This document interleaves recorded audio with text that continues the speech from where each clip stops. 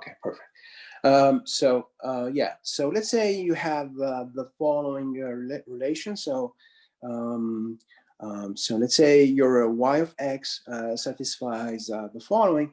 So let's say you have x cube, all right, times y squared plus, let's say, x squared times cosine of y equals to some number, let's say 10, all right? So y here, you should think of y as a function of x. So y, it's a function of x. So if you want to compute the derivative, you want to find y prime of x. So you need to compute the derivative of both sides. All right, so derivative. Okay, so the first term is this x cubed times y squared, right? So this is x cubed times y squared, so it's a product, right? So if it's a product, then you have to apply the product rule. Okay, because you have x cubed times y squared, it's a product, so you apply the product rule. Now, so what does it say, the product rule? So if you have f times g, the derivative would be f prime g plus f g prime. Okay, so like this x cube is f, and this y squared is g. So this is f times g, right? And the derivative of f times g, so that's the product rule. So that'll be f prime. So derivative of x cube, right? Derivative, what will be the derivative of x cube? Right, this is some power. It will be 3x. That will be 3x squared. Yeah, 3x squared. Right, because you decrease the exponent by 1. So 3x squared times the g. So f prime, that's the 3x cube, times the g. So times your y squared plus f. So you keep the f, which is the x cube. Wait, so yes. You don't do the derivative of y squared? No, yeah, so that's what the thing. I'm trying to apply this. You see this product rule? So I'm saying, you see, your f. Oh, okay. So this is f prime times the g, now plus f times the g prime. So f, of course, it's x cubed. So this is x cubed here times the g prime. So that will be the derivative of y squared. So now the question is, what's the derivative of y squared? Oh, 2y. And not exactly. So the thing is, because here y, it's a function. It's not. If it was x squared, then yes, then you would be right. A derivative of x squared is 2x. But here the thing is, y, it's a function of x, and so we said at some point, as a consequence of the chain rule. So if you have some function f to the power n, okay, you have some function f to the power n, then the derivative, yes, Jonathan, it's 2y prime y. So the derivative, if you have some function to the power n, derivative, it's n f prime f to the power n minus 1. Okay, so this is like here in our case, we have y squared. So it's like saying y squared prime. So the n is 2, right? So it's 2 f prime. Your f is y, right? The function of y is a function of x, right? So your f is y. So 2 f prime, you see this f prime? So then that will be y prime of x. And then there is this f, which is y of x to the power n minus 1. So 2 minus 1, right? So then it's just 2 y prime y. So this g prime, it's actually 2 y prime y. Okay, hold on, wait, f. Oh, okay. So you see what I'm saying? So it's, yeah, that's the derivative of y squared. It's a 2y prime y. It's, again, it's because It's because y is a function of x. If it was x squared, then the derivative would be just 2x. But here y, it's a function of x. So that's different. Oh, okay, okay. Thank you. Okay. All right. So then, okay. So we apply the product rule. We are done with the product rules. Then we have a plus. So here's the plus. And then again, we're gonna have x squared times. You see here, there's this x squared times cosine of y, right? So it's again, product rule, right? This would be my f, and the cosine of y would be my g, right? So again, I'm gonna apply the product rule. So it's gonna be f prime times g, and then plus f g prime. So first, I need f prime. My f is x squared. So what will be f prime? It's just 2x, right? So f prime, it's just 2x times g. So the g is the cosine of y, right? That's my g. Okay, I'm gonna probably zoom out. Okay, here it's better, I guess. I'm gonna just erase this. Okay, all right. So then plus f is the x squared, right? Now, what will be g prime? G is the cosine of y, right? What will be g prime? G prime would be, isn't that sin negative? Sin You of y?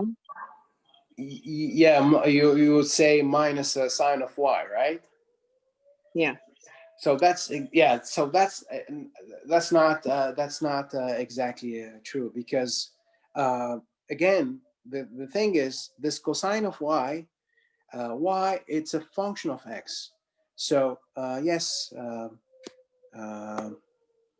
yes, Jonathan. Yes, absolutely. So you see this cosine of y. If it was cosine of x, then the derivative, as you said, that would be minus sine of x. All right. Oh, okay, okay. I But the keep thing mixing them up. is, but the thing is, it's not cosine of x. It's cosine of y of x. Y here, it's not a y is not. It's not a variable. Y here is a function. Y is a function, right?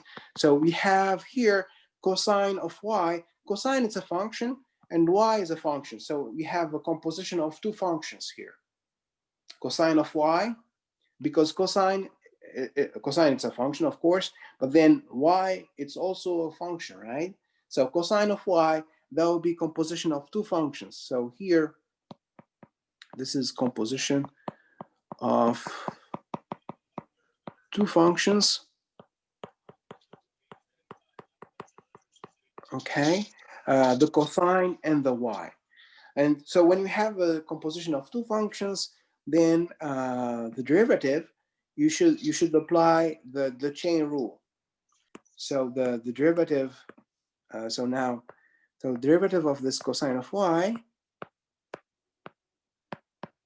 so here you have to apply the chain rule.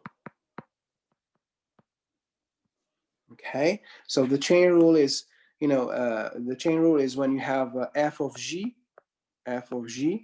then the chain rule would be g prime, f prime of g. So the f is the cosine, and the g is the y. Okay, so it's not cosine times y, right? It's cosine of y. So that's why it's composition of two functions. So when you apply the chain rule, first you need g prime. The g is y. So then g prime would be just y prime. And then you need f prime. F is cosine. And as you said, derivative of cosine, it's minus sine. So there's a minus sine of what? Minus sine f prime of g. So minus sine of g, minus sine of y, right? Because my g is y. So it's minus sine of y. All right. So then, so what I'm saying is that derivative of cosine of y, it's actually minus y prime sine of y. Okay, it's not just a minus sine of y, it's minus y prime sine of y because of this chain rule. So now, when you come back to the problem here, so so f, we said it's x squared, right? Your x squared times the cosine of y. So f is x squared. G prime is the minus y prime sine of y, right? Equals to, and then derivative of 10, of course, constant by itself is just 0. Okay, so this is just 0. So yeah, so what we have here is that so we have let me write it down now. So we have 3x squared y squared plus and then there is I'm gonna put the number 2 in the front, so it's 2x cubed plus 2x cubed y prime y plus 2x cosine of y minus, and then minus x squared y prime sine of y. So minus x squared y prime sine of y equals to 0. Okay. So this is so this is the derivative of the equation. So yeah, guys, just be careful. So this is an implicit differentiation. The y, it's not like the variable x. The y is a function of x. Okay, so when you derive y, it's more complicated than just a variable. So now I want to solve for y prime. So I'm gonna keep all the y primes on the left side. There's this y prime here, and there's this the y prime, right? So I'm gonna keep them on the left side, and I'm gonna move the other terms to the right side. So I'm gonna move this 3x squared y squared and this 2x cosine of y to the right side. All right. So why I'm doing this? Because so when you keep all the y's on the left side, sorry, the y primes on the left side, then you can factor out the y prime, and then you can solve for y prime, right? So on the left side, you're gonna have 2x cubed y prime y minus the x squared y prime sine of y. Now I'm gonna move the other terms to the right side, this one here and this one to the right side. So it's gonna be minus 3x squared y squared, and this plus 2x cosine y. If you move to the right side, there'll be minus 2x cosine y. Okay. So now on the left side, y prime would be a common factor, so I can factor out the y prime. So here's my y prime times the 2x cubed y. Then there is minus, so here's my minus, is x squared sine of y, right? Equals to this minus 3x squared y squared minus 2x cosine of y. Okay, and now I'm almost done. All I have to do now is just to divide by this, this 2x cubed y minus x squared sine of y. So I have to do the same on the right side. So it's 2x cubed y minus x squared sine of y. So then this here cancel out. So then your y prime of x, the derivative of y, would be equal to minus 3x squared y squared minus 2x cosine of y over the 2x cubed y minus x squared sine of y.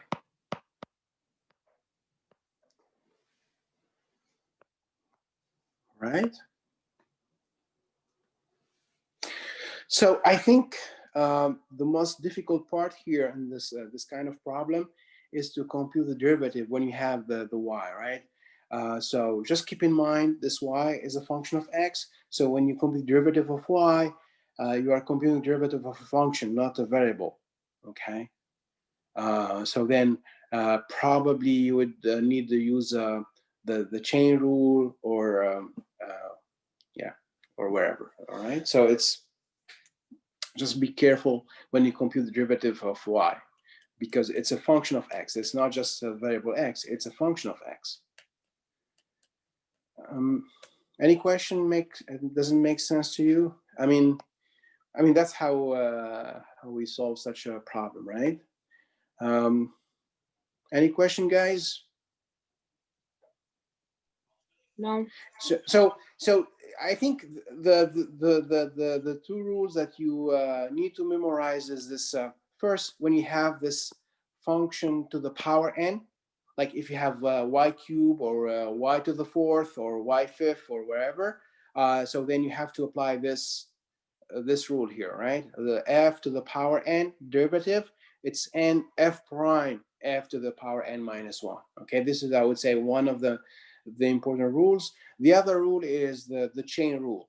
Like if you have cosine of y, it's not just like cosine of x. Cosine of x derivative would be minus sine of x, okay? Because x is a variable, so it's just minus sine of x. But the thing is, if you have cosine of y, that's a cosine of some function. It's not cosine of the variable x, it's the cosine of some function y, right? Or some function f. So it's a composition of two functions. Cosine is a function and y is another function. So we have composition of two functions. So when you compute derivative, you need the chain rule, which is the derivative of the composition of two functions, right? Okay, guys. Is there any other question about the homework? No, that's all I had. Okay. Thank you, Okay. Professor. Perfect. All right. Any other question, guys? All right. So then, all right. So then, let's continue with the chapter, the chapter 3, the 3.5. So I guess I'm gonna move to the next page, if it's okay with you. I hope so. So. All right, so we are in the section 3.5. So I think last time, Monday last week, we had an example with. I showed you how to compute the inflection point and the intervals of the concavity, right? So I'm gonna do an example, very general example, where you have to find like the intervals of increase decrease, also the local maximum minimum, intervals of concavity, etc. So let me just remind you. So with an example, what we did last time, all right, and then I'll give you an exercise. So here's an example. So let's say you have this function f. So you have this f of x, which is, let's say, equal to, let's say, x cubed, right, plus 3x squared minus 9x plus 2, right? And then let's say you have to find, so first you need to find the intervals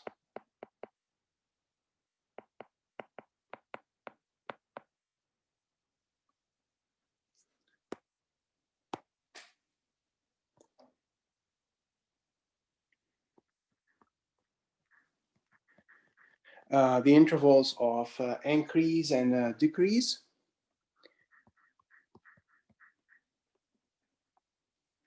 Intervals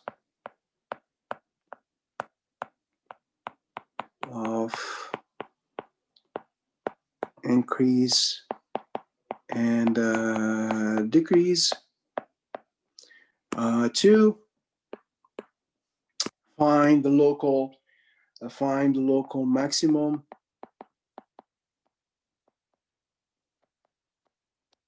and local minimum of the function f. 3 find the intervals of concavity, and 4, find the inflection point.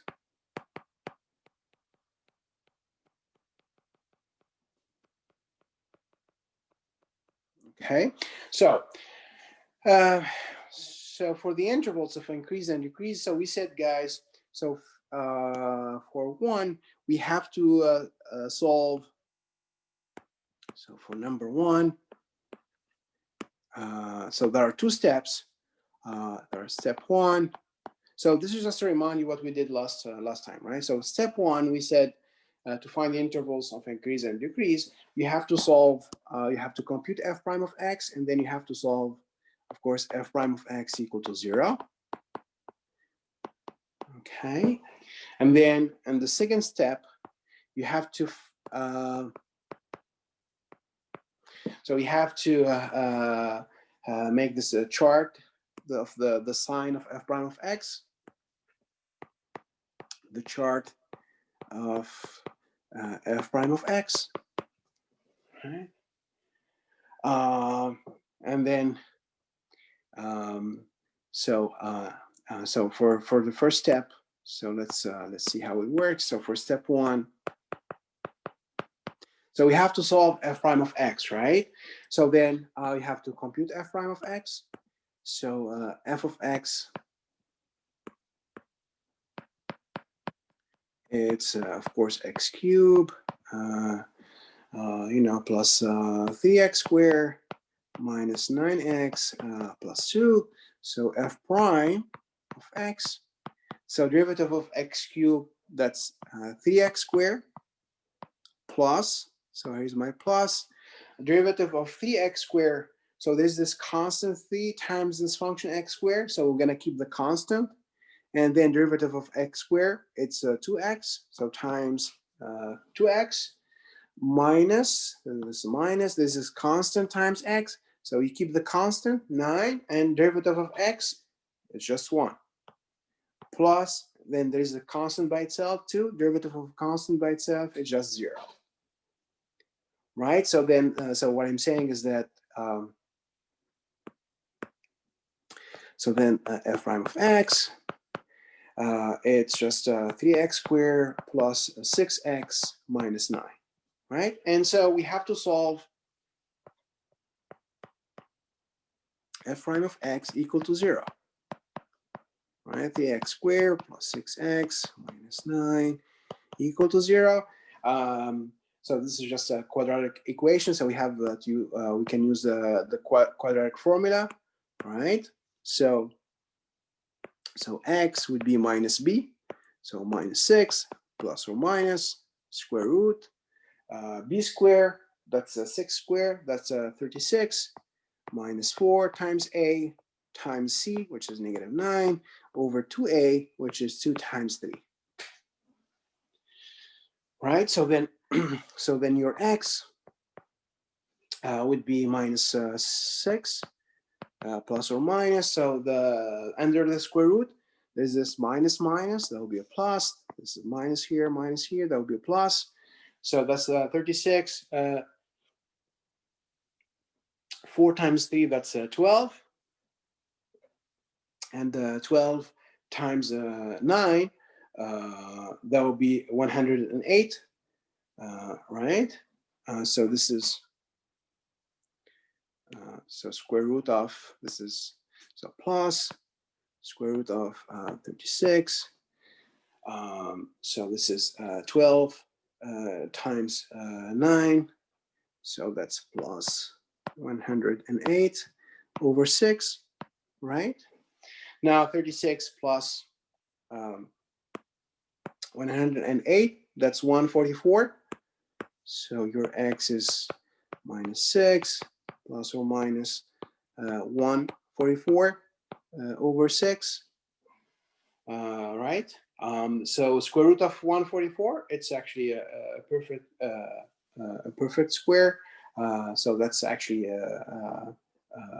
12, right? So then, so x, it's minus 6 plus or minus 12 over 6. So then we're going to have two solutions, right? We're going to have 6 over 6. That'll be positive 1, or x is minus 6 or negative 6 minus 12. That's negative 18 over 6. So that'll be negative 3. All right. So we got two solutions, 1 and negative 3. All right. So now we said the step number 2. So I'm trying to find the intervals of increase and decrease, right? So in this step number 2, so we have to make this a chart of f prime of sine of the sine of f prime of x.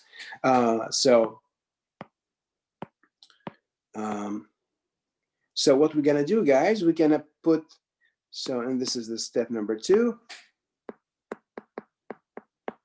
So we're gonna have our whole number line. So it goes from negative infinity to positive infinity. I'm gonna put my solutions.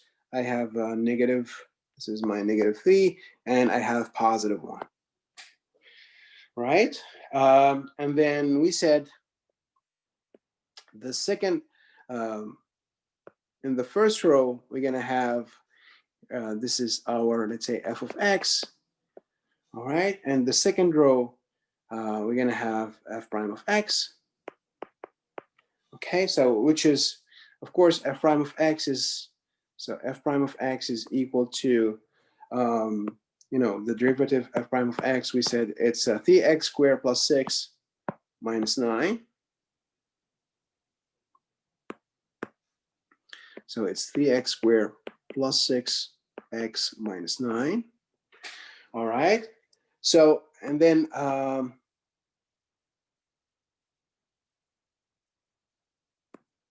so we have, we have 3 different intervals here. First interval goes from negative infinity to negative 3. Second interval goes from negative 3 to positive 1. And then the third interval from 1 to positive infinity, right? And I have this, let's say this line here coming from negative 3, and this line here coming from positive 1. Now, I have to figure out the sign of f prime of x. So what we do, guys, we pick a random number in the first interval. Let's say you pick, here, let's say you pick negative 4. Between negative 3 and positive 1, I'm going to pick 0. And between 1 and positive infinity, I'm going to pick 2, right? And then we said, so what we do is we plug, so you plug this, let's say this negative 4, right, in the f prime of x, right? So we're going to have like 3 times, so negative 4 squared, that's positive 16. Oops. So positive 16 times 3, that's 48, minus 24, that's positive 24, minus 9, that's a positive 15. So when you plug negative 4 in f prime of x, you get positive 15, which is a positive number. So here, the sign of f prime of x is positive. Now, between negative 3 and 1, we picked 0. So if you plug 0 here, you replace x by 0 in f prime of x, you get negative 9, right? That's a negative number, so this is negative. And then if you plug 2 in f prime of x, you replace x by positive 2 in f prime of x. So 2 squared, that's 4, times 3, that's 12. Plus another 12, that's 24, minus 9, that's positive 15. So that's going to be positive. So we said, guys, so when the derivative is positive, then the function is increasing. So here, the first interval, the function is increasing.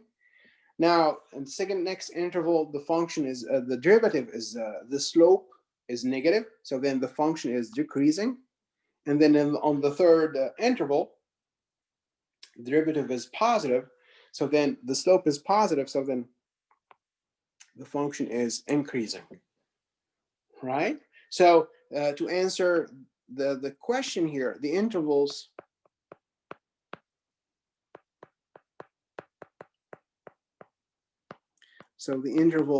of increase are, so we have negative infinity, -3, and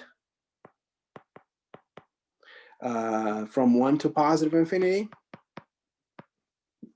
Okay, and intervals of decrease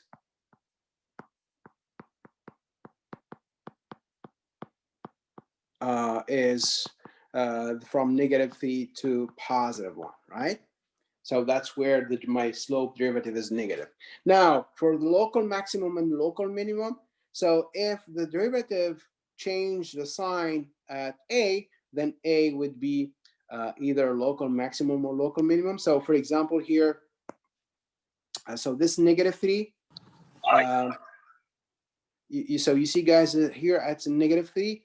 So the derivative change, it's the f prime of x changed its sign at -3, right? It went from positive to negative, right? At -3. So then this -3 is a local maximum, right? So because you see the function was increasing and then it decreases, right? So then this -3, it's actually local maximum. Now +1, it went from negative to positive. The function was decreasing right here, and then at +1, it started to increase, right? So then the +1 would be local, a local minimum. So this one here, this would be local minimum. So we have a local maximum at -3, local maximum at x equal to -3, and local minimum at x equal to +1, right?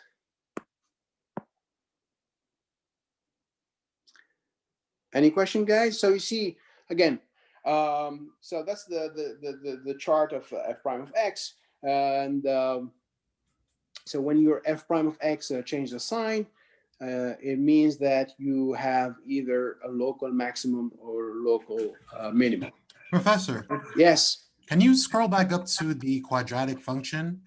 Oh yeah, sure. You mean the quadratic solution here, the formula? Yes. How did you get 108 again? I just want to make sure. That's 4 times 3 times 9. That's 4 times 3, that's 12. And 12 times 9, if I'm not mistaken, it's 108. Oh, okay. Okay. It's a multiplication there, right? This is a multiplication here. That's 4 times A times C. And I mean, the A, this is A, this is the B, and this is the C, right? Got you. And for the chart, you plugged in the values at the derivative, right? Yes, at the derivative. That's very important. Yes, because you have to figure out the sign of the derivative. Yes. Okay, so when you plug in a random number between, I guess, infinity, -infinity, and 3, or whatever, yes, whatever values you get after the quadratic, does that mean that then the function, the underived function itself, will go up and down according to that? Yes, absolutely. Yeah, absolutely. That's what I'm saying. So you pick a random number between this this negative infinity and this -3. So I picked -4, but you can pick a different number. It doesn't really matter the number. But then when I plugged in my -4 in my derivative, I got a positive number. So on this whole interval from from negative infinity to -3, my derivative is going to be positive, which means that my function f, my original function, is increasing on this whole interval. Can you ever have 2 intervals of increase or decrease?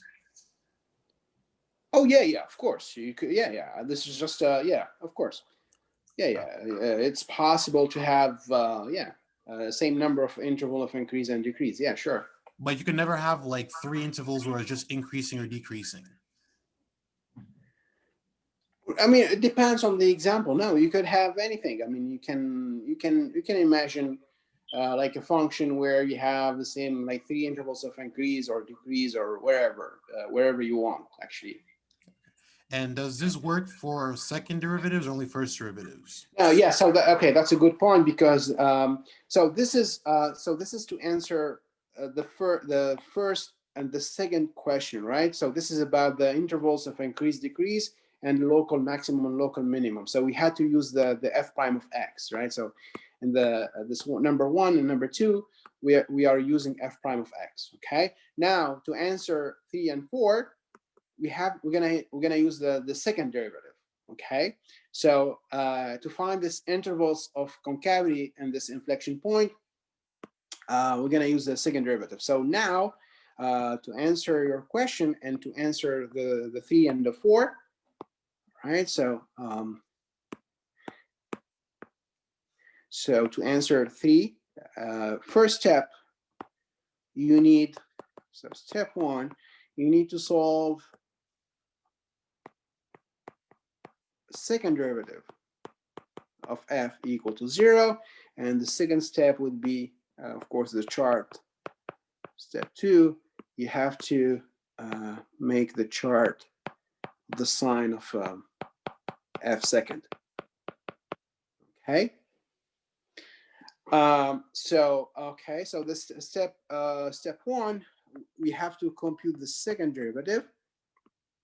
Well, the f prime of x, we said f prime of x is the 3x squared plus 6x minus 9, right? That's my f prime of x. Now, I want to compute f second, so I need f second of x. So there's this constant times x squared, so we keep the constant times the derivative of x squared, that's 2x. And there's this plus, so here's my plus. This is 6 times x, so we keep the constant times derivative of x is 1. And then there's minus derivative of 9, constant by itself is 0. Right, so then f second, it's just 6x plus 6. All right, so then you have to solve now f second of x equal to 0. So this just, we have to solve 6x plus 6 equal to 0, which is just, so then your x would be just -1. So this is 6x equal to -6. You divide by 6. So your x is -1. Okay, so we got one solution of second derivative equal to 0. Now, step 2 is the chart, right? Chart of f second. So the step number 2. This is yes. Let's go back a little bit up. I want to see something. Sure. Did I do a mistake or something? No. Oh, okay. So step number 2, that's the chart of f second. All right. So so to remind you guys, I mean, we discussed this last Monday. So we said actually that the function is going to be concave upward if the second derivative is positive, and it's a concave downward if the second derivative is negative. So well, first we have to figure out the sign, the chart of this f second. Okay, so here's my number line from -infinity to +infinity. I put my solution, which is -1.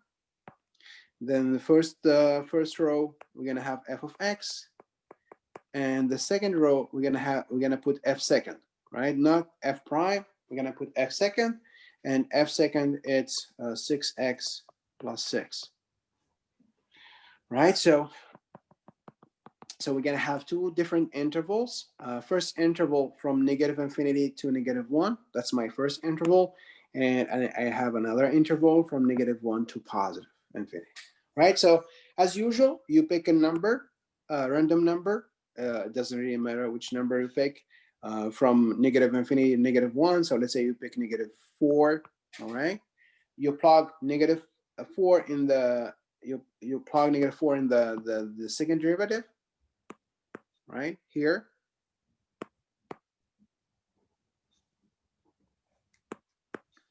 So you plug this here in the second derivative. So -4 times 6, -24. -24 plus 6, it's a -18, which is a negative number. So here it's going to be negative. Now from -1 to positive, this is a positive infinity, of course. From -1 to positive infinity, let's pick, let's say 0, just 0. You plug 0 in the f second. That's 6 times 0. It's 0 plus 6. That's positive 6. It's positive. Right?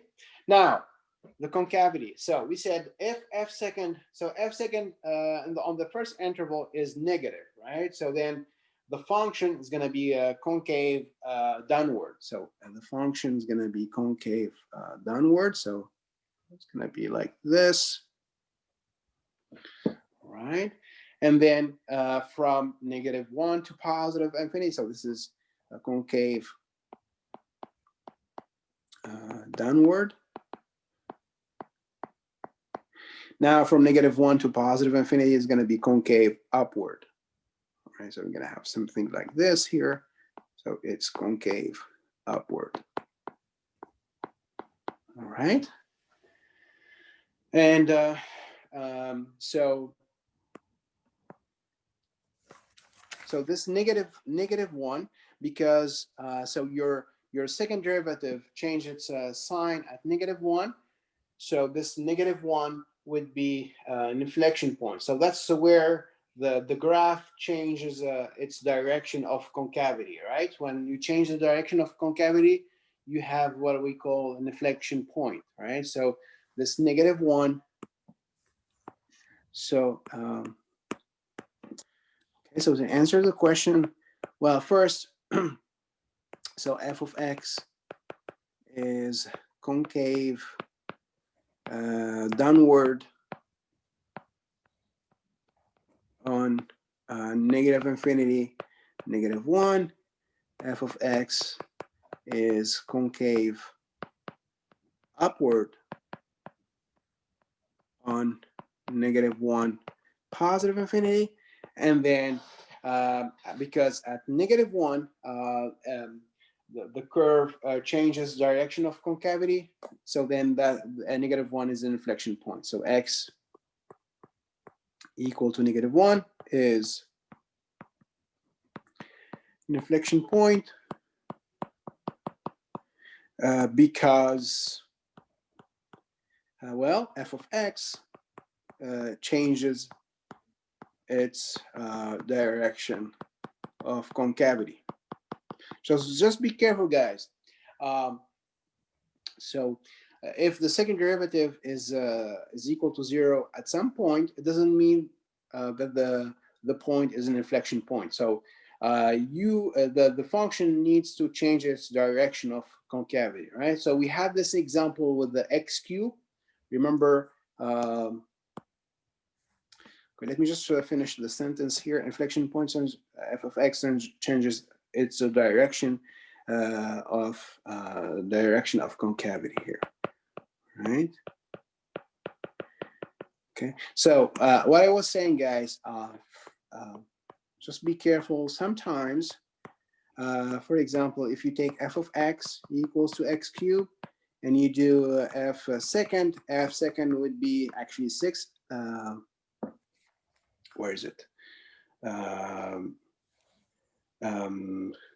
Let's Square. see. No, sorry. 6 x squared. No, I need x squared, not x cubed. That's for the maximum and minimum. So I need square here, or x fourth. It doesn't matter. So let's say you have x squared.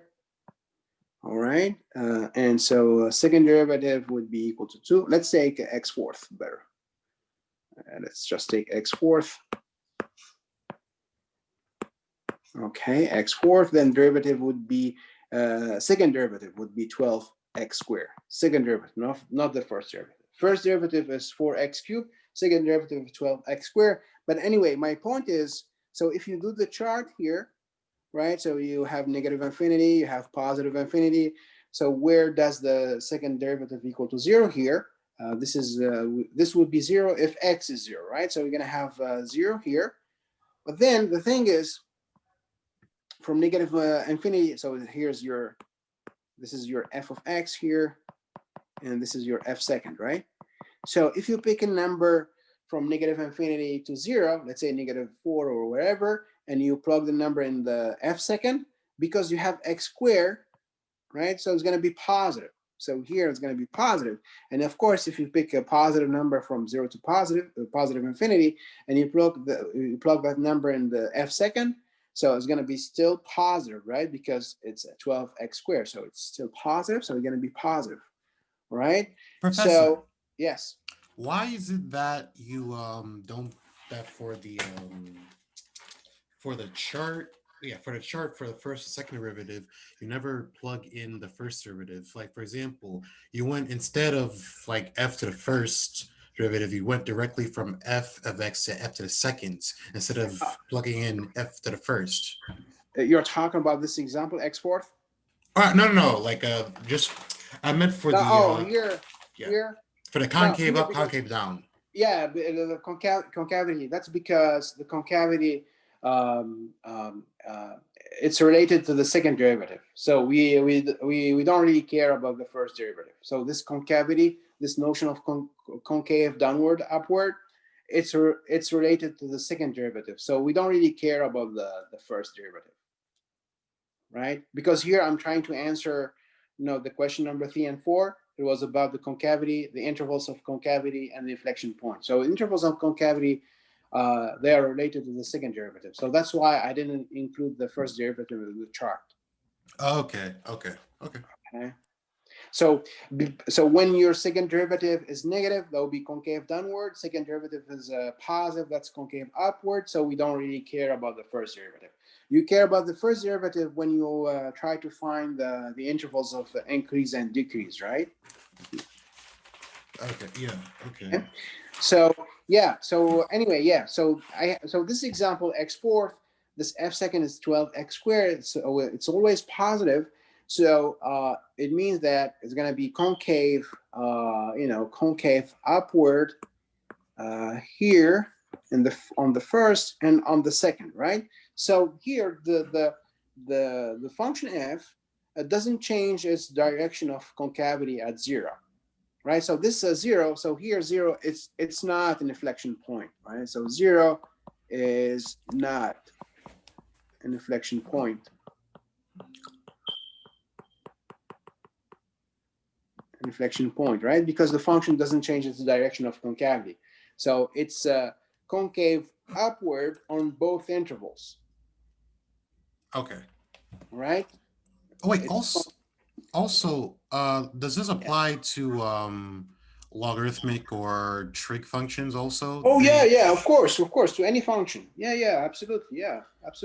So the intervals, local max, min, concavity apply to those too. Okay. Oh, yeah, to any function. Actually, this is like very general theory, right? This whole thing can be applied to any kind of function. Absolutely. Can we do an example for those? Oh, yeah. So yes, I'm going to give you an exercise right now. All right. Is there any other question first? Professor, I have a question. Yeah, please. Let's say if you have like f of x equal to x to the power of 3. Mm-hmm. In that case, we're gonna have like a positive and negative for the chart for x f second. Yes. So mm-hmm. we're gonna say 0 is an inflection point. Yes. Okay, For x cubed, 0 is going to be inflection point, but 0, it's not, it's neither local maximum nor local minimum. Because if you do f prime of x, so the problem with the x cube is not the second derivative. The problem with x cube is the first derivative, because when you do the f prime of x, which is, this is actually a good point. So you're going to have 3x squared, right? And you make the chart for f prime. So here's 0. This is negative, positive. This is f of x, which is x cubed, right? And here's your f prime of x. So on both intervals, f prime of x is going to be positive. So here's going to be positive and positive. So this function is going to be increasing on the first interval, and it's also increasing on the second interval. On both intervals, it's increasing. So if it's increasing on both intervals, then this 0, it's not, 0 is neither local maximum nor a local minimum. Okay, but 0 is an inflection point. Okay. Oh, that's mean like if we have like x to the power of 5 Yeah, I mean, this is, or yeah, 7, it's still gonna be positive, right? yeah. Whenever you have like x to some odd power, then the derivative is going to be with the even power, which means the derivative is going to be always positive or 0. So it cannot be negative. Yeah, absolutely. Good point. Okay, guys. Well, so here's an exercise. So Daniel, you I think you suggested like to have like an example with a trig or log or exponential. Yes. I mean, okay, perfect. So then, okay, probably I can. Okay, so it is an exercise, and then I'm gonna go over the exercise, of course. So exercise.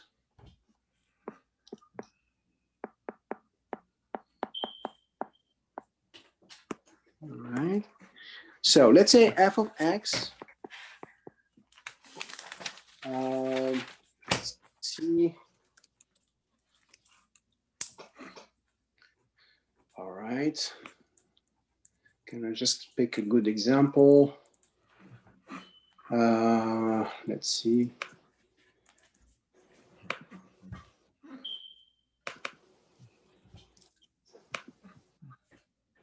All right. Okay. So let's say e to the x minus x.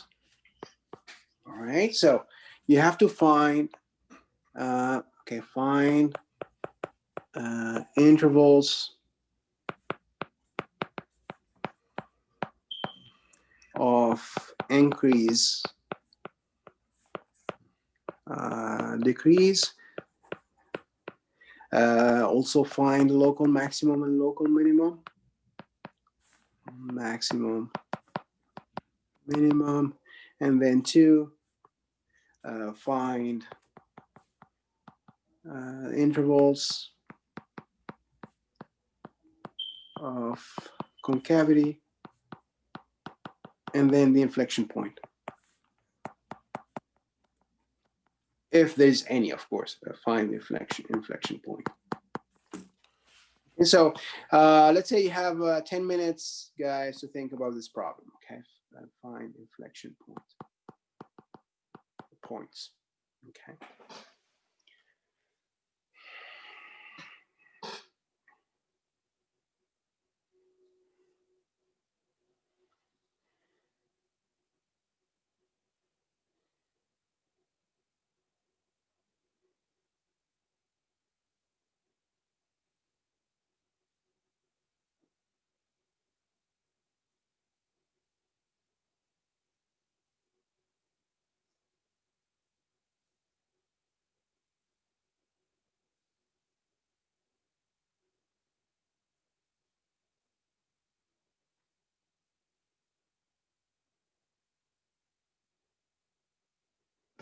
Let me just remind you guys, e to the power 0 is equal to 1, right? Any non-zero number to the power 0 is 1, right? So probably you're gonna need this. So e to the power 0, any non-zero number power 0 is equal to 1. Okay.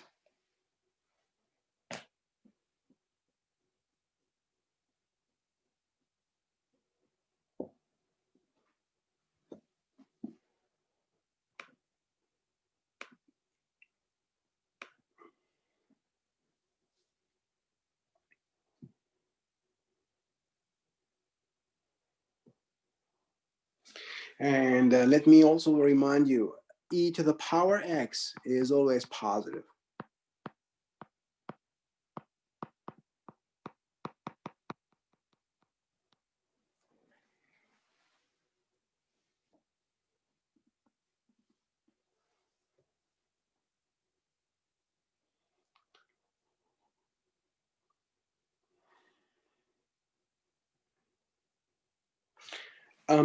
Again, guys, I mean, you think of e is just a number, right? E is approximately, 2.71 something, right?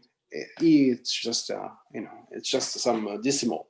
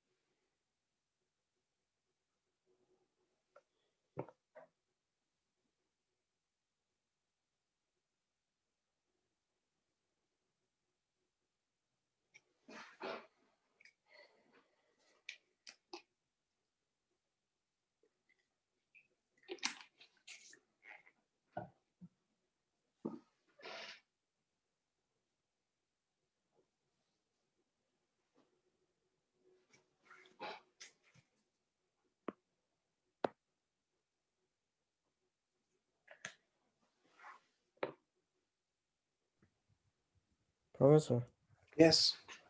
is for f prime of x, Mm-hmm. when we say equal to 0, x equal to 0. Yes, x equals to 0, yeah. Okay. Mm-hmm.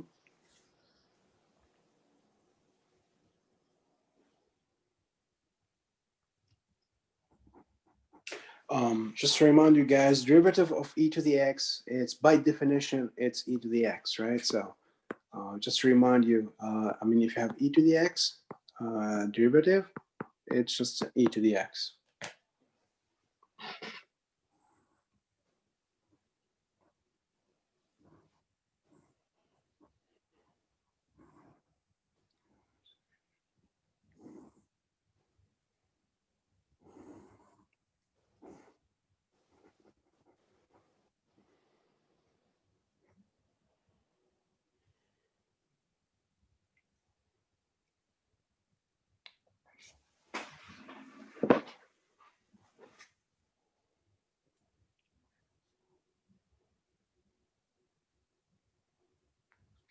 and probably that'll be helpful. So just to remind you the graph of e to the x. E to the x, the exponential function, e to the x, it's an increasing function. Let's say this is 1 here, this is 1. So e to the x, e to the 0 is 1, right? And so e to the x, it's an increasing function. Okay, so this is, let's say, that's your e to the x.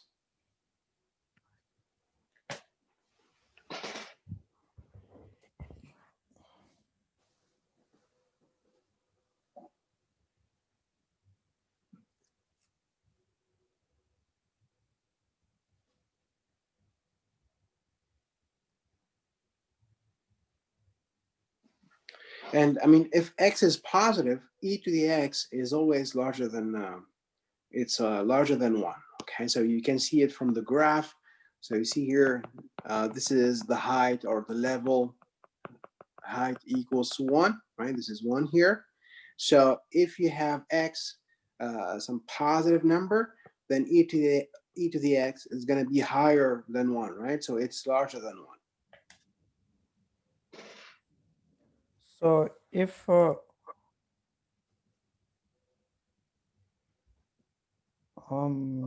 So yeah, exponential to the power -1 is gonna be positive, right? e to the x is always positive. Yes, that's by definition. But e to the -1 is going to be less than 1, right? So you see it here from the graph. So here's, let's say this is -1, right? So you Yeah. see e to the -1, it's less than 1. But It's positive. positive. It's positive, of course. Okay. E to the x is always positive.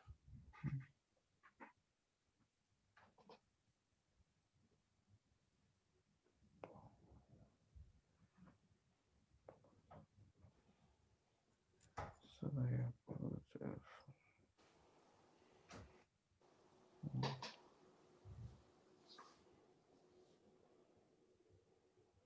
So the chart is gonna be both positive, both side, right?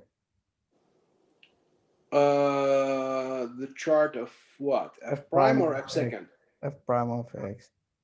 No, nope. So it's gonna be negative on the left,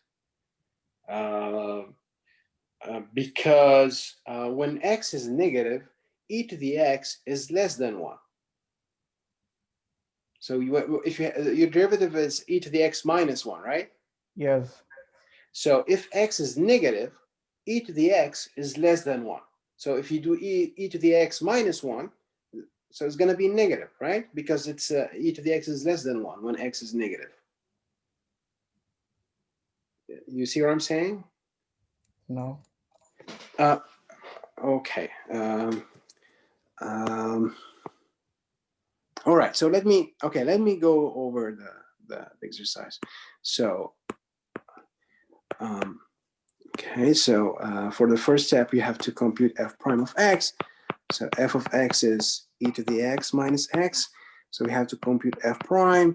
So we said derivative of e to the x is e to the x minus derivative of x is 1, right? So we have to solve f prime of x equal to 0. Okay. So we have to solve. So here's plus 1. So we have to solve e to the x equals to 1, right? And we said e to the x equals to 1. This is when x is equal to 0, right? Because e to the 0 is equal to 1, right? So then x is equal to 0, right? So now for the chart, the chart of f prime of x. So negative infinity, positive infinity, 0. This is my f of x. And then I have my f prime of x, which is by the way, it's e to the x minus 1. Now, if you pick, so we have these two intervals, right? Now, if you pick a negative number, like let's say a -2, all right? So what I'm saying is that e to the -2, so here in the graph, let's say this is -2, right? So e to the -2 is going to be a number which is less than 1, right? Yes. So if you do e to the -2 minus 1, it's going to be negative. So for example, let's say e to the -2 is 0.4, right? It's a number less than 1. I think right? I see my mistake.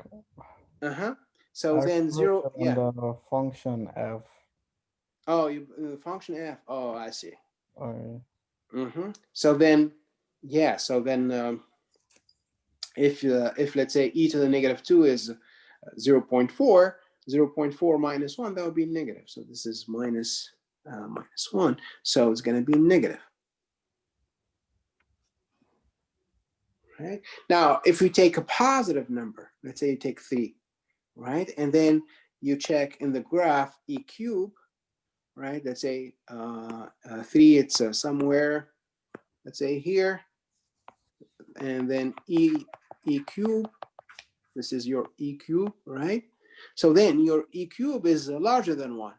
It's higher than the level 1, right? So it's larger than 1. So if you do e cube minus 1, that would be positive because e cube is larger than 1.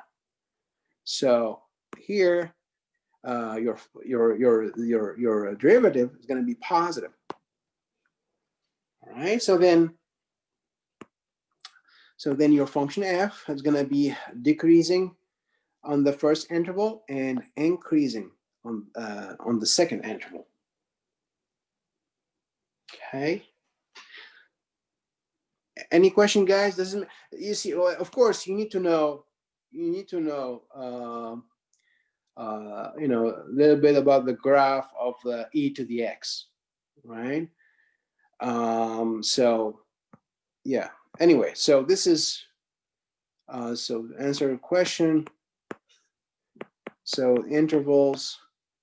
So f of x is increasing on the interval 0, positive infinity, and decreasing on negative infinity 0. Now, is 0, is it a local maximum or a local minimum or neither? Local minimum. Yes, local minimum. Very good, right? Because you know function is increasing, decreasing. It goes down here and then it goes up, right? So then your 0 is going to be a local minimum, right? So f of x has a local minimum at x equal to 0, right? So that's for the first the question number 1. For number 2, concavity. So now for number 2, so we have to compute the second derivative, right? So f of x, we said it's e to the x minus x. First derivative, we said it's e to the x minus 1.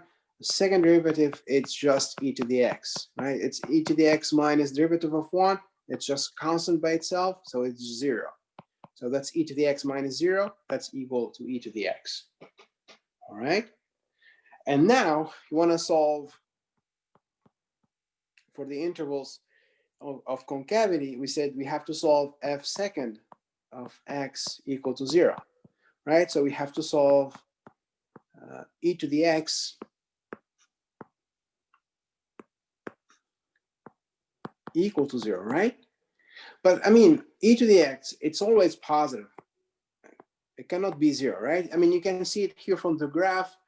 So you see here from the graph, actually the x-axis, you know, this x-axis here, the x-axis here, and the graph of e to the x, they don't intersect, right? So here there's no intersection because the x-axis is supposed to be a horizontal asymptote for the function e to the x. So in other words, this e to the x can get as close as you want from the x-axis, but it never touched the x-axis. Okay, so e to the x, it's always positive. It's never equal to 0. Right. So then, if you want to solve, the solutions to e to the x equal to 0, well, there's no solution. So that's impossible. So no solution because e to the x is always positive. It's never 0. It's always positive. Okay, so so then in the chart, we still have the chart, right? So you have this interval, negative infinity, positive infinity. You have your f of x, and you have f second of x, which is just e to the x. Now there's no solution, right? So there's nothing to put on the number line, right? So because there are no solutions, right? So then f second, this is f second, right? This is f second, right? So your f second is always positive, right? The e to the x is always positive. So this is f second. This is always positive. Always positive. So we're gonna have only one interval. So only one sign here. So this is just positive, always positive. All right. So then, your function f is concave upward, right? So then your function f is concave upward. Okay, and of course there is no inflection point. So to answer the question, f of x is concave upward on the whole number line, on negative infinity, positive infinity, and there's no inflection point.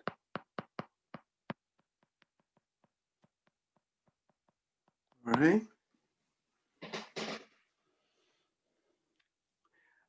No, Ibrahim, a natural log of 0 do not exist. Nope.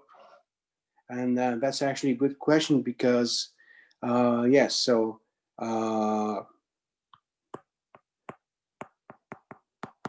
natural log of 0 is undefined. Actually, natural log is only defined on positive numbers. Okay, it's like it's like a condition. So if you have natural log of x, okay, then x must be positive. Okay, this is like a definition of natural log. It's like saying for the square root, we cannot have square root. We cannot have a negative number under the square root, or we cannot divide by 0, right? It's undefined. The same thing for natural log. Natural log is only defined for positive numbers, right? You cannot have a negative or 0 inside the natural log. Any other question, guys? Again, to answer again the question of Daniel, so this whole thing, this whole theory, this intervals of increasing, decreasing, concavity, intervals of concavity, we can apply it for polynomials, we can apply it for exponential or trig functions or logarithmic functions or to any function. Okay. All right. Any other question, guys? So I think we did a lot of examples. So next, I guess we're gonna move to the chapter 4, and in this chapter 4, I'm gonna introduce, of course, the notion of integral and antiderivative. All right, so let's take a break of 5 minutes, guys. All right, and then after the break, we'll start the chapter 4. All right, so let's take a break 5 minutes. I'll be back at 7. Let's say 7:35.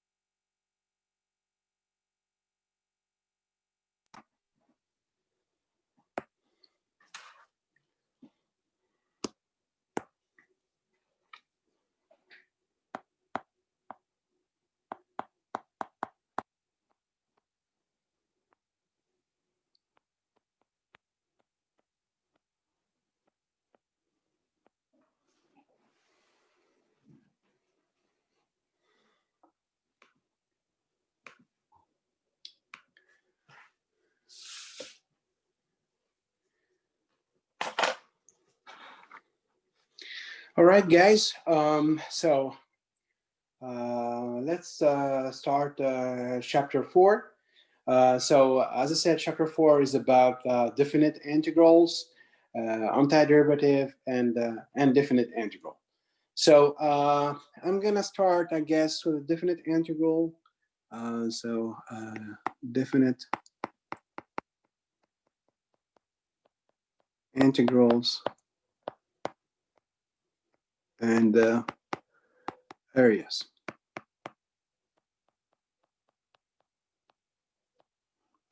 Okay, so first we'll start with this area problem. So in this area problem, this is the area problem. So we have the following. So we have some function f. Okay, so f of x is, let's say it's continuous on the interval AB.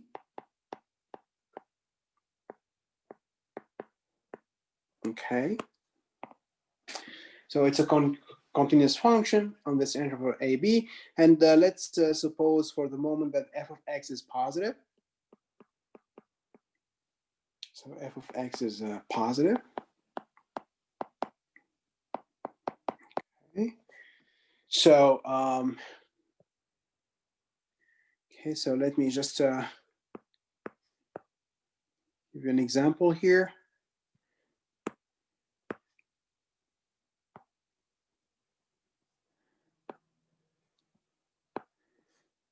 All right, so this is here's let's say my A. This is my A, and here's my B. Okay. Then there's this my function f continuous on the interval AB. So let's say this is f of A, and here, say this is f of B. At this point here, this would be f of B, and here's f of A. All right. So the problem is, so yeah, I have this my function f, of course, going from A to B. So here's my function f. So let's say this is. So here's my function f of x. Okay, so this is my f of x. All right.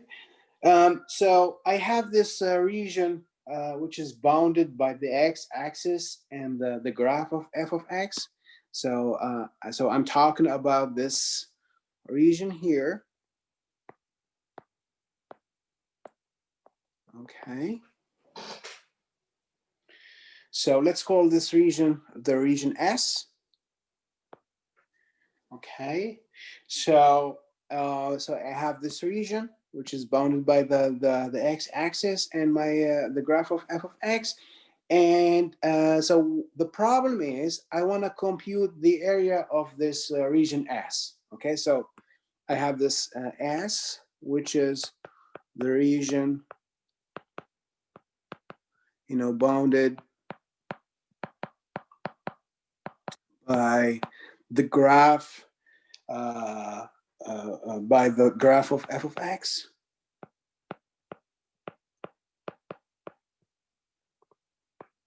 And the x-axis.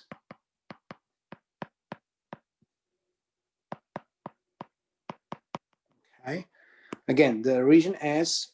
So I'm talking about this, this region here. Right, this one here. That's my region S.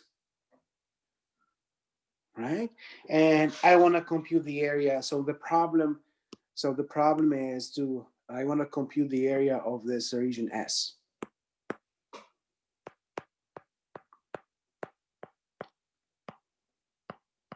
So can we compute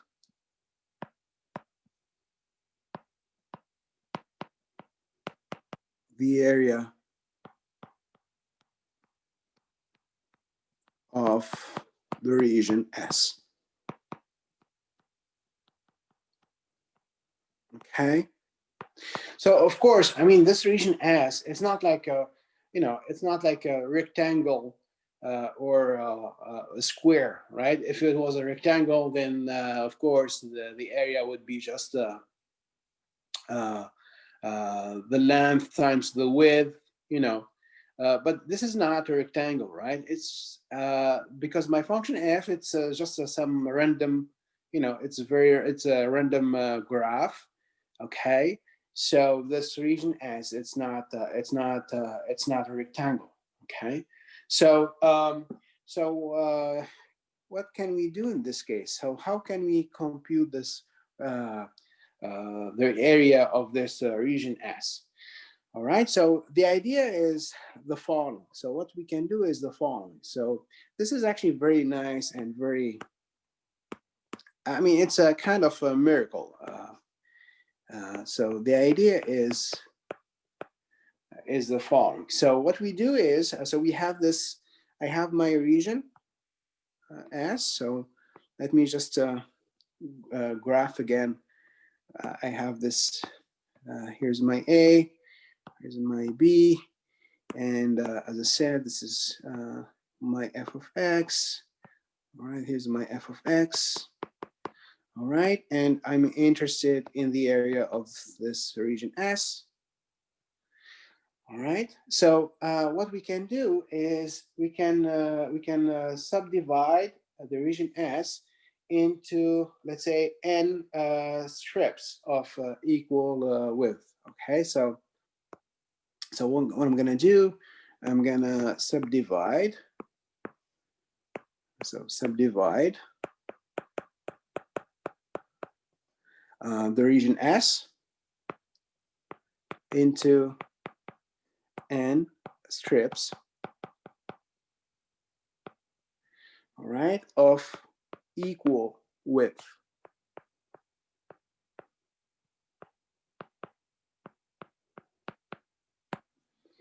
Okay, so now the question, guys, the question for you. I wanna subdivide this region S into n strips of equal width. So what will be the width of a strip here? Right. So I wanna subdivide the region S like this, like into n strips of equal width, right?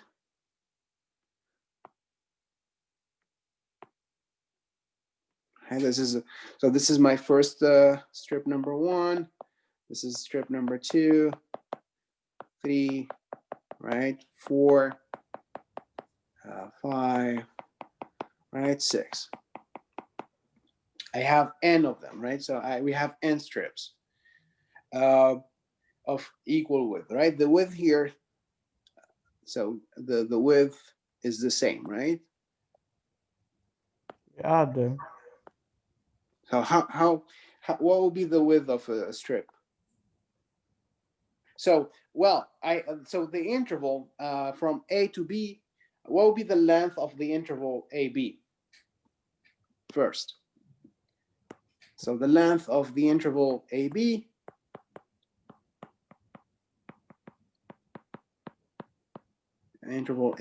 is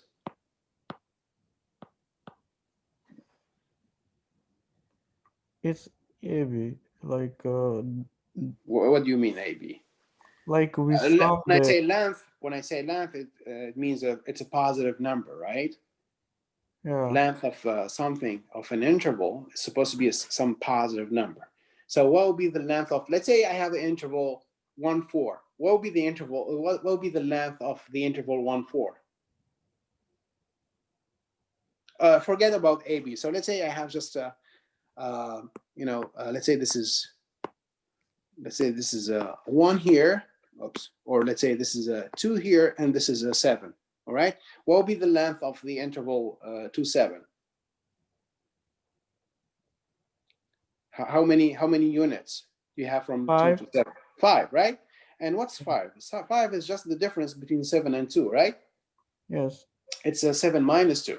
So then in general, the length of an interval AB, it's B minus A.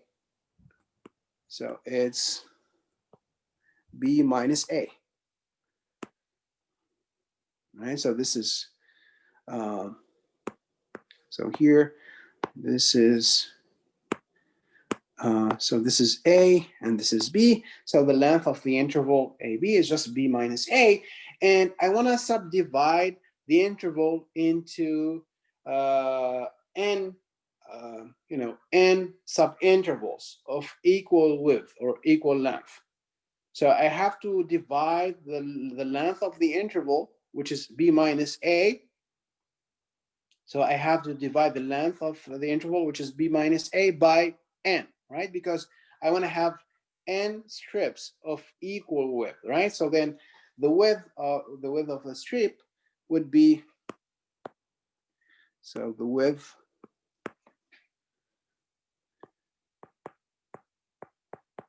of a strip is, well, let's denote the width of the strip by delta x, okay? And that will be B minus A over n.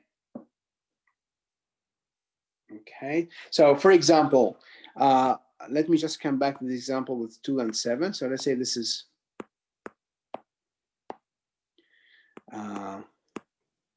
let's say 2 and this is 7, right? And let's say I want to subdivide this region into n, not n, but let's say 6 strips of equal width, right? So the length of my interval is 5, right? From 2 to 7, the length of the interval 2, 7, it's 5, right? And I want to subdivide it into n equal subintervals, right? Let's say I want a 6 equal subintervals. So I'm going to divide 5 by 6, right? So same here. I want a n equal subintervals. So I'm going to divide my interval, the length of my interval, by n. Okay, so so that's from, again, this is from A here. It's from A to B. Yes. On this one, so n equal to 6. Yeah. For example, and you wanna subdivide into 6 equal subintervals. So you divide by 6, right? Okay. Yes. Like in this example, you have to divide by 6. Absolutely. All right. So I'm gonna denote the width of a strip by this delta x, right? This Wait, delta Professor, x. I don't Yes. get it. Why are you subtracting B over A and then it's over N? Well, first b minus a. B minus a, that's the length of this interval. The whole interval, it's b minus a. As I said, so for example, I had this. If you say this is let's say this is a 2 and this is a 10. What will be the length of the interval to 10? It's 10 minus 2, it's 8. So we're gonna have 8 units, right? From 2 to 8, from 2 to 10, right? So that's your b minus n. Okay. That's the length. That's the length of this interval from 2 to 10. It's 10 minus 2, it's 8. So that's the length of this interval. That's b minus a. Okay, that's the length of the interval. Now I have my interval. I know the length of my interval. It's b minus a, right?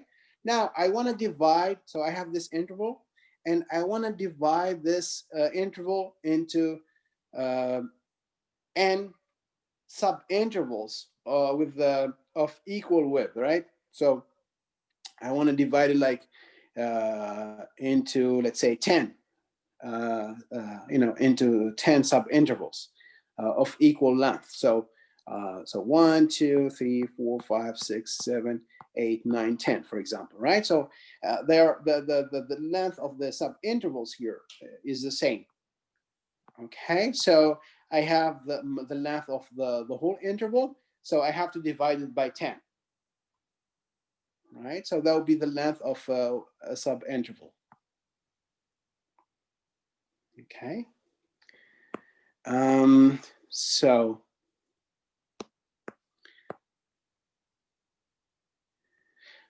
right? So this is A from A to B. Okay, from A to B, and we said so the width of strip it would be B minus A over N, because I want N strips of equal width, right? Now,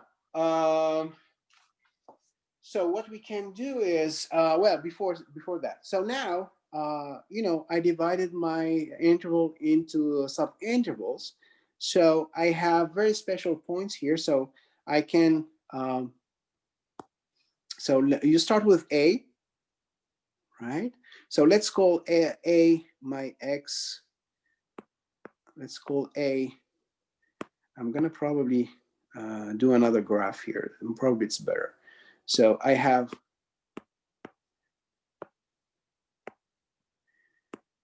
okay, here's my A, here's my B, and here's my graph. So this is my f of x, this is f of A, this is f of B. Okay, this is my f of x. Anyway, so I said I'm going to subdivide my interval AB into n subintervals of equal length. So, so I have, let's say, I'm going to have, let's say, 1, 2, 3, 4, 5, 6, and then 7 subintervals, right, of equal length, right? So each subinterval is the length of each subinterval is this delta x, right? This is delta x, this is delta x, this is delta x, delta x, delta x, there's another delta x, right? And then there's a delta x, right? So the delta x, that's this, you see this delta x, that's the length of each subinterval, right? Because again, I subdivided my interval into n subintervals of equal length, right? So that's b minus a over n. So that's my delta x, right? So now I have very special points. So here's, we start with a. Let's call a x0, okay? Then the next point, this one here, I'm gonna call x1. Next point, it's x2. Next, it's x3. This is x4. You know, x5, etc., x6. I'm supposed to have n, right? And this is x6, and then etc., etc., right? So I'm supposed to have n subintervals. Now, of course, x0, we said x0 is just a, right? What will be x1? Any guess? What will be the x1? So the distance between x1 and a is delta x, right? So then x1 is a plus delta x, right? Now, what will be x2? Well, x2 is, it comes, x2 comes after x1, right? So x2 would be, x2 is actually equal to x1 plus, and then here's your x1, right? And then plus this delta x, then you get your x2. So x1 plus delta x, right? But the x1, we said x1 is a plus delta x. So, I mean, so then x1, this x1 here, it's a plus delta x, right? And then there's another plus delta x. So what I'm saying is that x2, it's actually a plus 2 times delta x, right? And it makes sense because you see, guys, here's a, and then you add 2 delta x. So this is 1 delta x, and then 2 delta x. So we get x2, right? So then you can imagine, you can guess for x3, x3 would be a plus 3 delta x, right? So you see again, you start with A. This is A plus delta x, then A plus another delta plus 2 delta x, and then A plus 3 delta x. You get x3, right? Etc. etc. So then x subscript I. So in general,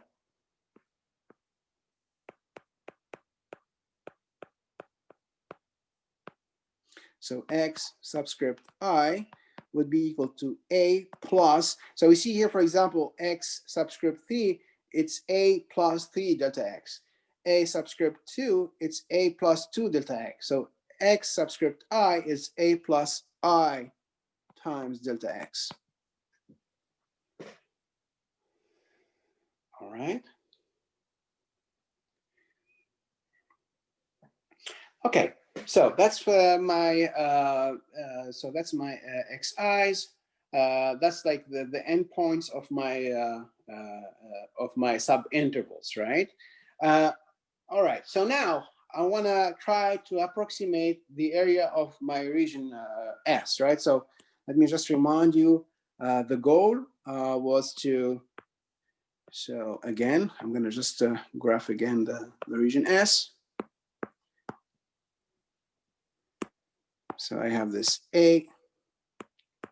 So I have this A here, this B, and then I have this X1, X2, X3, etc. Then Xn. All right, and here's my graph f of x. Right, this is my f of x. All right. So what I'm gonna do, guys, I'm gonna try to approximate this region S. I'm gonna try to approximate the area of each strip, right? So, what I'm gonna do, I'm gonna take. So I'm gonna approximate.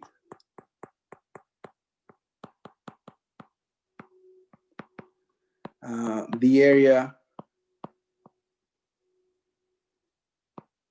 of each strip.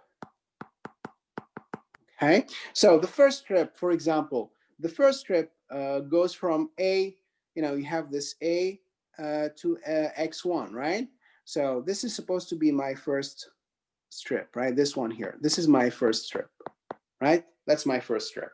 So I wanna approximate the area of this first strip. So what I'm gonna do, I'm gonna take the rectangle which is given by, so the width is delta x. Remember, this is my width here. This is delta x times, and I'm gonna multiply delta x by f of x1, right? This is f of x1, right? This is f of x1. So I'm gonna take delta x times f of x1. So delta x times f of x1 would be this rectangle. Okay.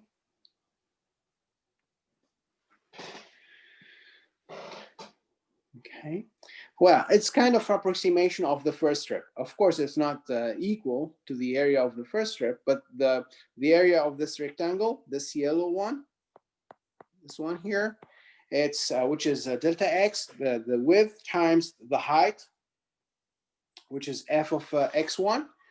Okay, so that will be my yellow rectangle, which is kind of approximation of the first strip. Right, now I can do the same for the second strip. So the second strip is the same thing.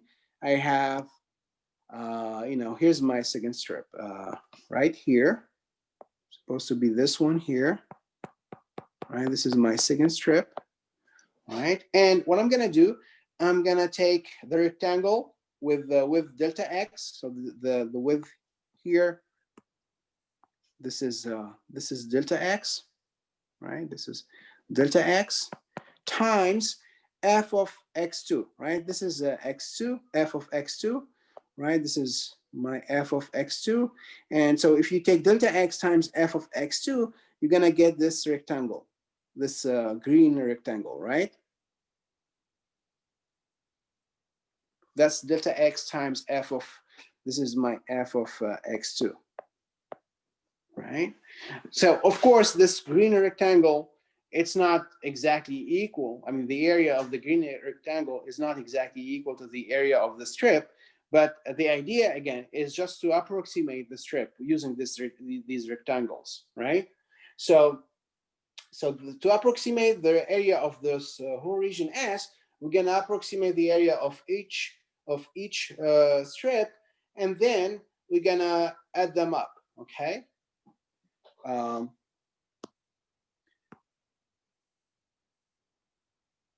So to approximate the area of S,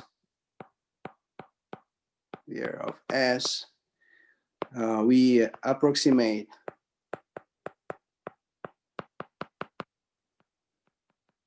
the area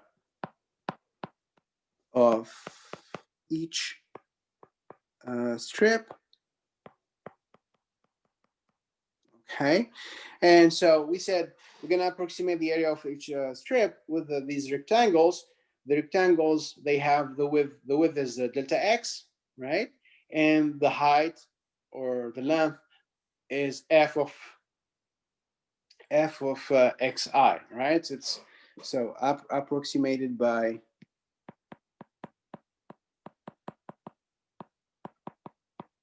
the rectangle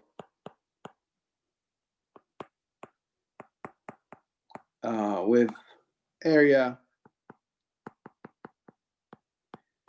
equals to delta x, that's the width of the rectangle, times the height or the length, that's f of xi. Okay, so we approximate the area of each strip using the rectangles, and then we're gonna add them up. And then add them up. All right. And so I'm gonna add. So then the area of these rectangles, right? So it's gonna be the sum of this delta x times the f of xi, right? So let's say let Rn, capital R subscript n, to be equal to the sum of this f of xi times the delta x. So of course, I have n subintervals, right? I have x1, x2, xt, xn. So the I, the I goes from 1 to n. So this is, let me just, before the symbol of summation here. So what I am saying, this Rn, it's f of x1 times delta x plus f of x2 times delta x, etc., right? Plus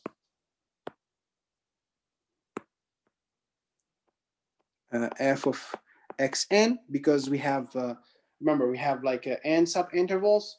So f of xn times delta x. All right. Again, guys, you think, so this is, again, this f of x1 times delta x, that's the area of the first rectangle, right? This one here, this yellow, the yellow rectangle, right? This one here. That's delta x times f of x1, right? F of x2 times delta x, that's the area of this green rectangle, right? This one here. The width is delta x, again, times the f of x2.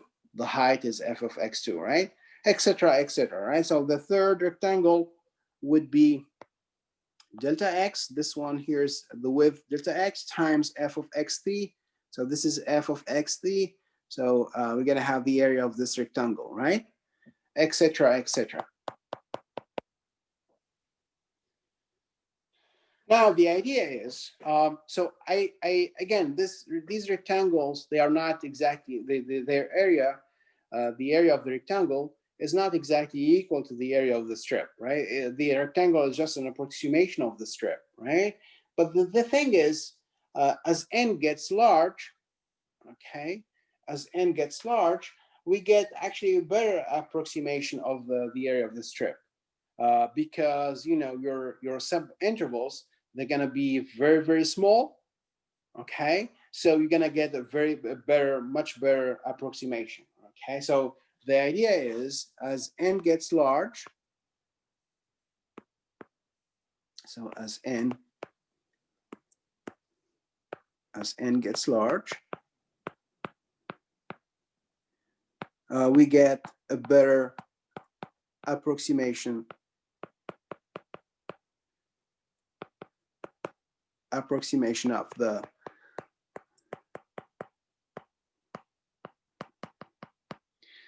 of the area of S, of the region S.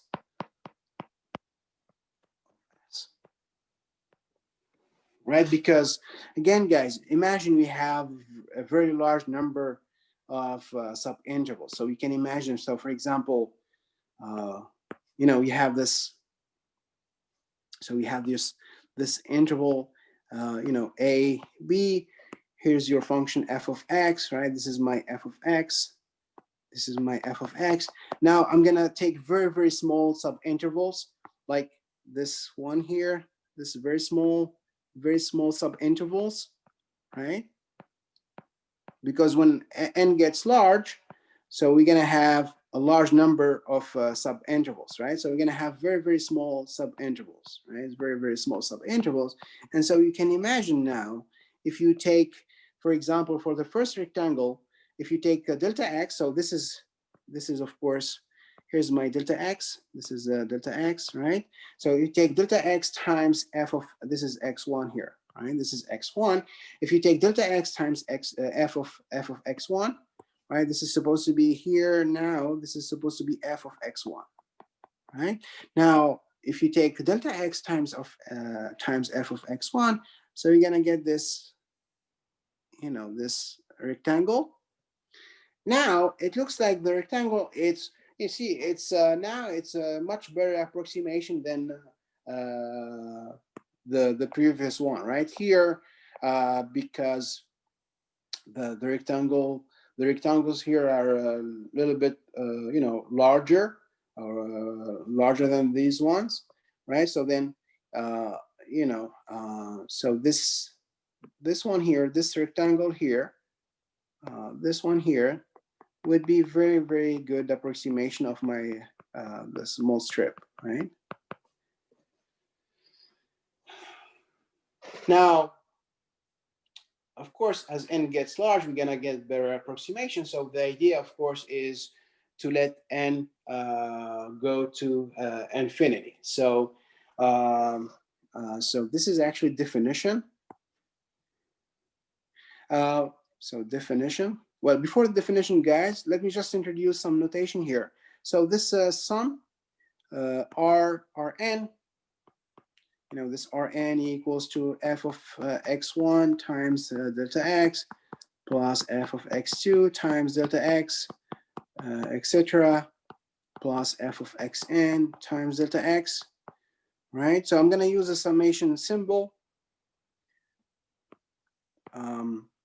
So I'm going to write this. So Rn equals to capital sigma f of xi times delta x. So I going from 1 to n. Okay. So this is capital sigma. I mean, this symbol here. This is a capital sigma. All right. Of course, capital sigma. That's it's a Greek letter, right? So this is for just a summation notation, right? So this is summation notation. Okay, so it's when you write, So you see here, your I goes from 1 to n, right? Which means, so first you have to replace I by 1.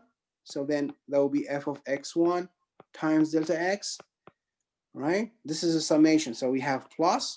Now next you replace I by 2. So that's f of x2 times delta x, etc., etc. And the last index would be, yeah, it's like for a loop. Yeah, absolutely, Daniel. Yes. Yeah, and absolutely, yeah. And so last index would be n. So that's so you can continue with the summation here. So plus, etc., etc. So the last index is n. So when I is n, you replace I by n. So there'll be f of xn delta x. Okay, it's just a notation for the sum. Okay. So we have your index I, and your index I goes from 1 to n, right? Anyway, it's just a notation. Now, this sum of f of xi times delta x is actually called the Riemann sum. So definition.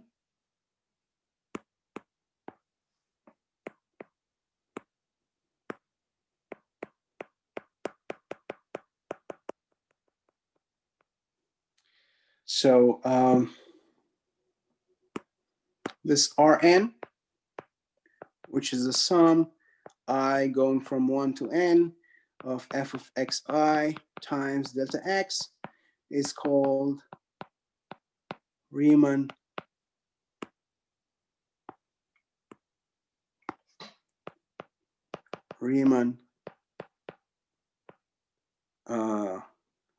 sum. Okay. So Riemann, that's a very famous German mathematician, right? From 19th century. Okay.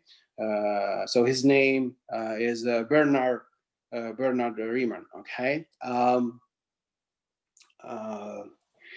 And I mean, he's a very, very famous, he's a genius, right? He's a very famous mathematician, Bernard Riemann.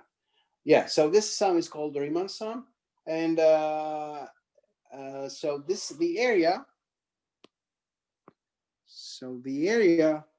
of the region S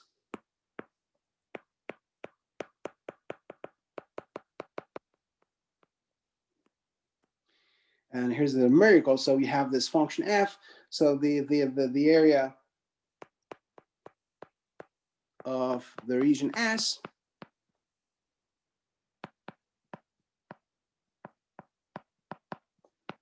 is going to be equal to the limit and going to infinity of this Riemann sum.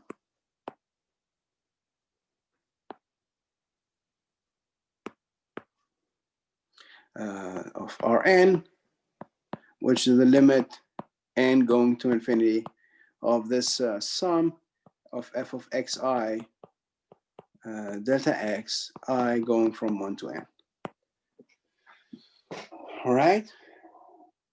As I said, as n gets large, you're going to have a better approximation, and as n approaches infinity, actually you're going to have exactly the region, the area of your region S. Okay. So anyway, so let's do a numerical example, guys, so we can see that this actually works. All right. So an example, numerical example. Any question first? Is there any question, guys? So you see the idea? So the idea, again, is just to approximate the area with these small strips, right, of equal width. And as the number of the strips goes to infinity, you're going to get a better approximation. And actually, when n approaches infinity, you're going to get exactly the area of your region S. Okay. Now, so let's do a numerical example so you can see how.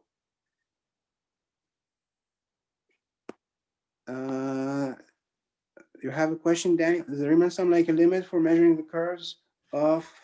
So it measure it measure first. So the idea here is that this Riemann sum would measure the area of the region bounded by the function f and the x-axis, right?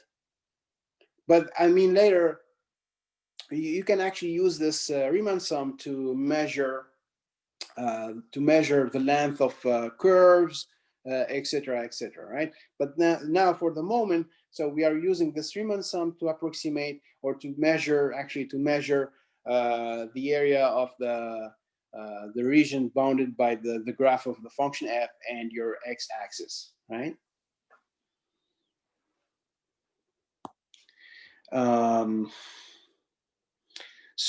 Yeah, so let's do a numerical example, all right? So this is an example. Let's say you have f of x equals to x squared, okay? And let's say you are in the interval, on the interval 0, 1. Okay, so let me just graph. So this is a 1 here, this is 0. And the graph of f of x, of course, x squared, let's say this is 1 here. All right, and the graph of f of x squared would be this. F of 1, of course, is 1.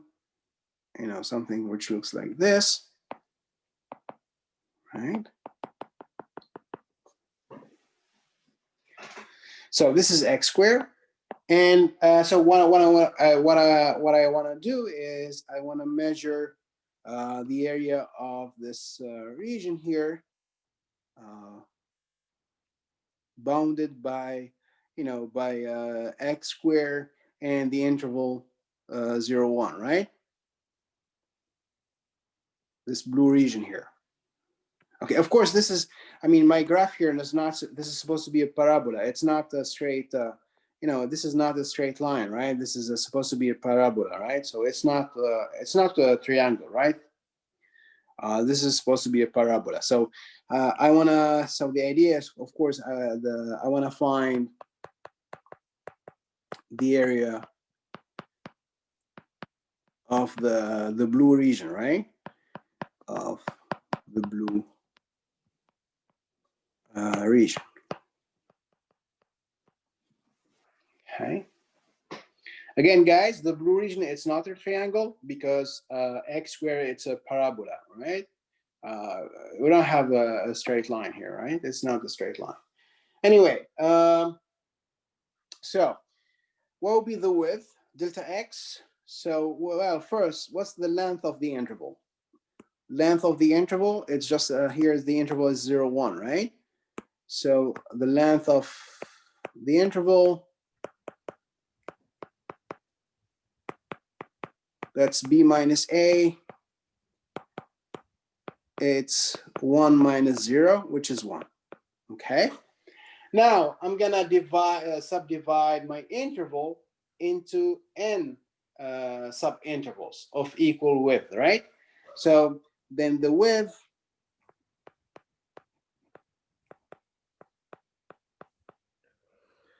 delta x, so it's gonna be b minus a over, so I'm gonna subdivide into n subintervals, so I'm gonna divide by n.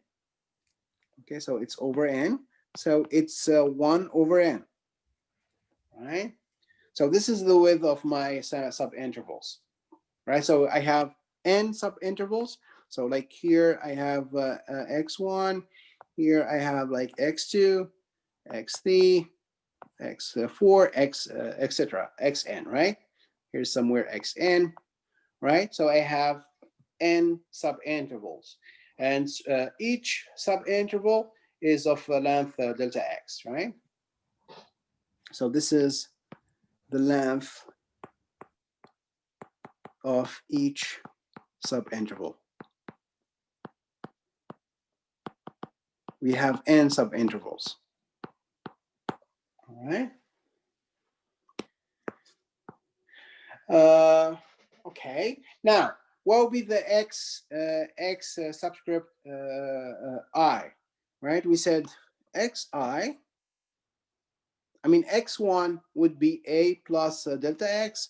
X2, it's a plus 2 times delta x. So xi, this is the formula for xi. Xi, we said xi supposed to be equal to a plus I delta x, right? So xi, in our case, a is 0 and plus I, delta x is 1 over n. Okay, so xi is equal to I over n. Okay.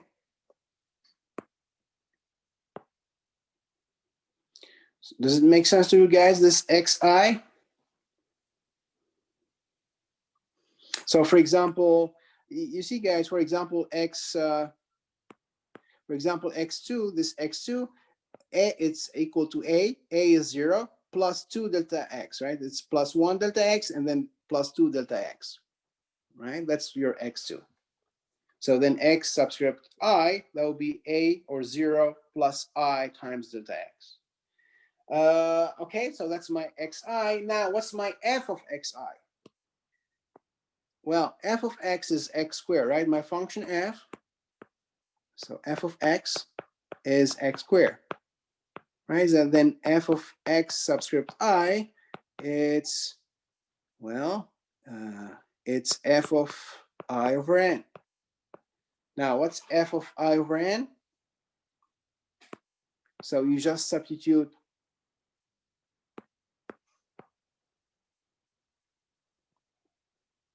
So let me just write it down here. So f of xi, xi, we said it's I over n, right? So it's f of I over n. It's, so you just substitute x by I over n. So it's I over n squared. Or in other words, it's I squared over n squared. All right. So what would be this Riemann sum? Well, the Riemann sum, by definition, the Riemann sum, that will be the sum of f of xi times delta x, I going from 1 to n, right? We have this summation from I to n, f of xi times delta x. So then Rn, that's the summation from I going to from 1 to n. So what's f of xi? F of xi, we said it's I square over n square, right? So we have this I square over n squared times, so what's delta x? Times, times delta x. So what's delta x? Delta x, we said it's 1 over n, right? That's my delta x. It's delta x is 1 over x. That's the width or the length of each subinterval. It's 1 over n. So times 1 over n. So this Riemann sum is actually equal to I going from 1 to n, I square over n cube. Okay. Now, I want to compute the limit of this when n goes to infinity. Well, first, I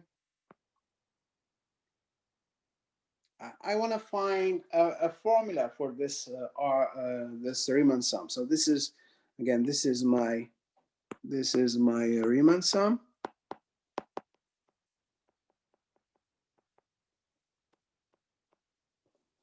Okay, and so the area of my region S, the regional area of my region S, is the limit when n goes to infinity of this Riemann sum. All right. Now, in this Riemann sum, there's this I, there's this index I. The index I, it's a problem because I mean, I don't know exactly when n goes to infinity. I don't know exactly what happens to I, right? So the idea here is to find like a formula for this I square. So okay, so how can we compute this this Riemann sum? So question.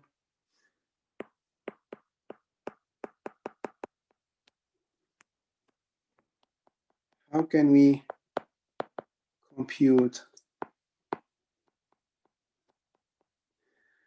this sum I square over this n cube, I going from 1 to n. So let me just explain here, guys. So this is summation. So for example, when I is equal to 1, we're going to have 1 square over n cube. Then we have a sum, right? This is summation. So we have a plus. When I is equal to 2, we have I is equal to 2. We're going to have 2 square over n cube. All right? N is fixed. When I is 3, we're going to have 3 square over Professor, n. sorry Yes. is that I squared over n cubed, or is that 1 squared over n cubed? No, this is I square. Okay. This is I square.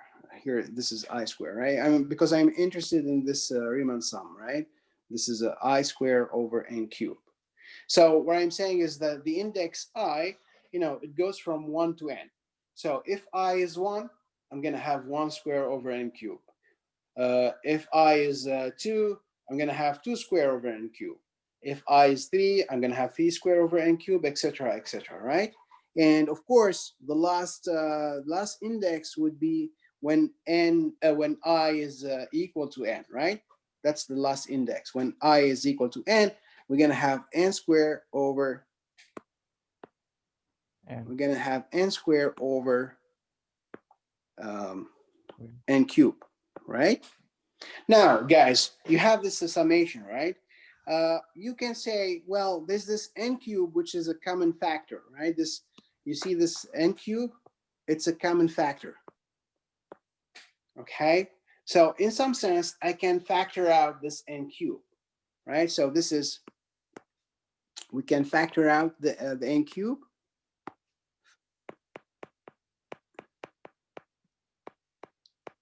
One over n cube. So we're gonna have 1 over n cube times, and then we're gonna have like 1 square plus 2 square, plus 3 square plus etc. Plus n square. Right? Does it make sense to you? Right? This is n cube in the denominator, which is a common factor. So I can factor out the 1 over n cube, and then I'm left with this 1 square plus 2 square plus 3 square plus etc. n square. All right. So now I have a question for you guys. What's the sum of 1 square plus 2 square plus 3 square plus etc. plus n square?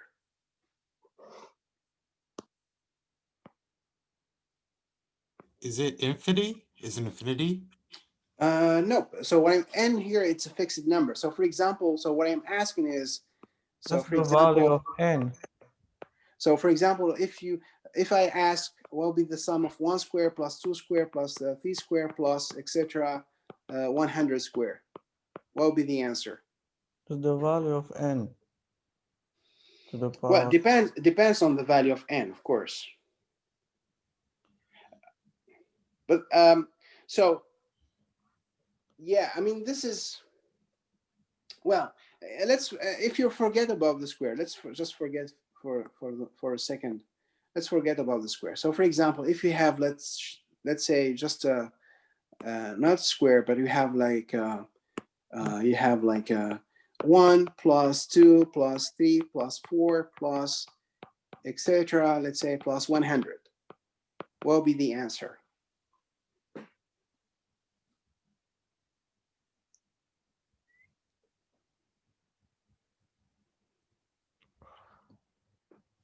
Actually, this question was asked to, there's this mathematician, his name is Euler, and he was, I think, probably 8 or 9 years old. And so I think the teacher he gave him like a punishment, right? He asked him to compute this sum 1 plus 2 plus 3 plus 4, etc. plus 100, right? And Euler, of course, because he's a genius, right? So he got the answer in 5 seconds. So the idea here, for example, for this 1 plus 2 plus 2 plus 3 plus 4 plus 100, etc. So what you can do, guys, for example, you can say, well, here's my sum, plus 4 plus this 100. Now what I'm gonna do, I'm gonna start with 100. So if I start with 100, then of course I would have 99, and then I'm gonna have 98, right? Plus etc. and then plus 1. Now, if you do the sum, so you have your sum s, right? S plus s, that's 2s. And then here, 1 plus 100, that's 101, right? 2 plus 99, that's 101, right? 3 plus 98, that's 101, etc. plus 101. So how many times do you have 101? 100 times, right? So 2 times my sum is actually 100 times 101. So so what I'm saying is that 2 times my sum is actually 101 times 100, and so my sum is just 101 times 100 over 2, which is of course 5050. So the answer, 1 plus 2 plus 3 plus 4 plus 100, that's actually 5050. Wait, Professor, how did you Yes. get the 101 again? I didn't follow. 101, I added the, you see this 1 here plus 100, that's 101. 2 plus 99, it's 101. 3 plus 98, it's 101, right? 4 plus 97, 4 plus 97, that's 101, etc. So, I mean, if you write the sum like backwards, so you start from 100, so 100 plus 99 plus 98, etc. And so you're gonna have each time you're gonna have 101, right? Does it make sense? It does. Thank you. Mm-hmm. So yeah, and that's twice, 2 times my sum, right? Here's my sum. I say in the first time I wrote my sum, I started with 1, right? 1 plus 2 plus 3, etc. plus 100. The second time I started my sum with 100, and then I went down to 1, right? So 100 plus 99, etc. plus 1. But then you see, guys, in each like in each column we have 101, right? And that's 100 times. So in general, if you have like, if someone asks you what's 1 plus 2 plus, so in general, instead of 100, let's say you have a sum 1 plus 2 plus 3 plus 4, etc. plus n. Okay, so n could be any number, right? Could be 100, could be whatever, right? So you can do the same thing. I can write my sum backwards. So I'm gonna start with n, and then before n, what will be the number before n? Um.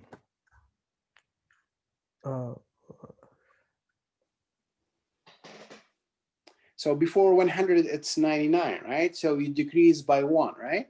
So before n, 1. n minus 1, right? Before n, it's n minus 1. And before n minus 1, you have n minus 2, right? Etc. You decrease your n until you get plus 1. Right? So for example, your n is 100, right? So you're gonna have 100 plus 9, n minus 1. So 100 minus 1, that will be 99, right? Plus 98 plus etc. plus 1. Now I'm gonna add, so this thing here, here's my sum.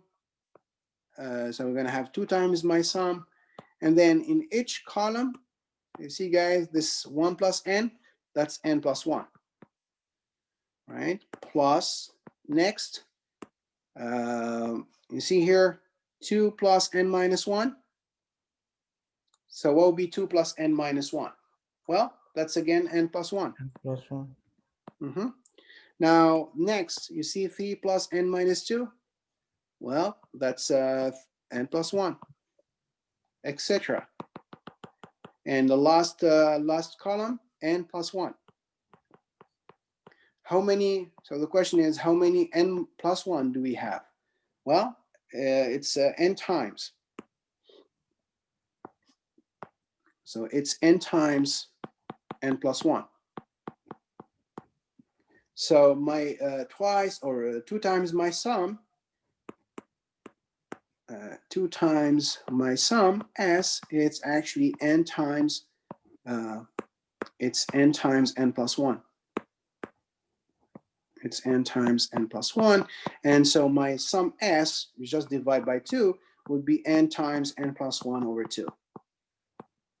Okay, so for example, 1 plus 2 plus 3 plus 100, that'll be 100 times 101 over 2, and that's 5,050, right? So if someone asks you, what's the 1 plus 2 plus 3 plus until 40?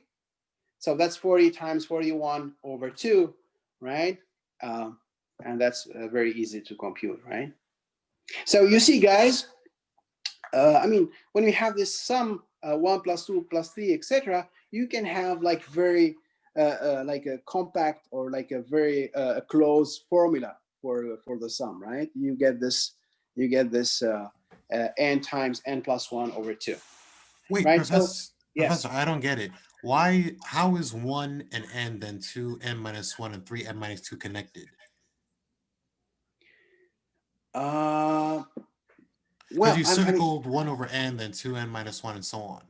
yes. Now, so I have my sum, right? It's 1 plus 2 plus 3 plus etc. plus n, right?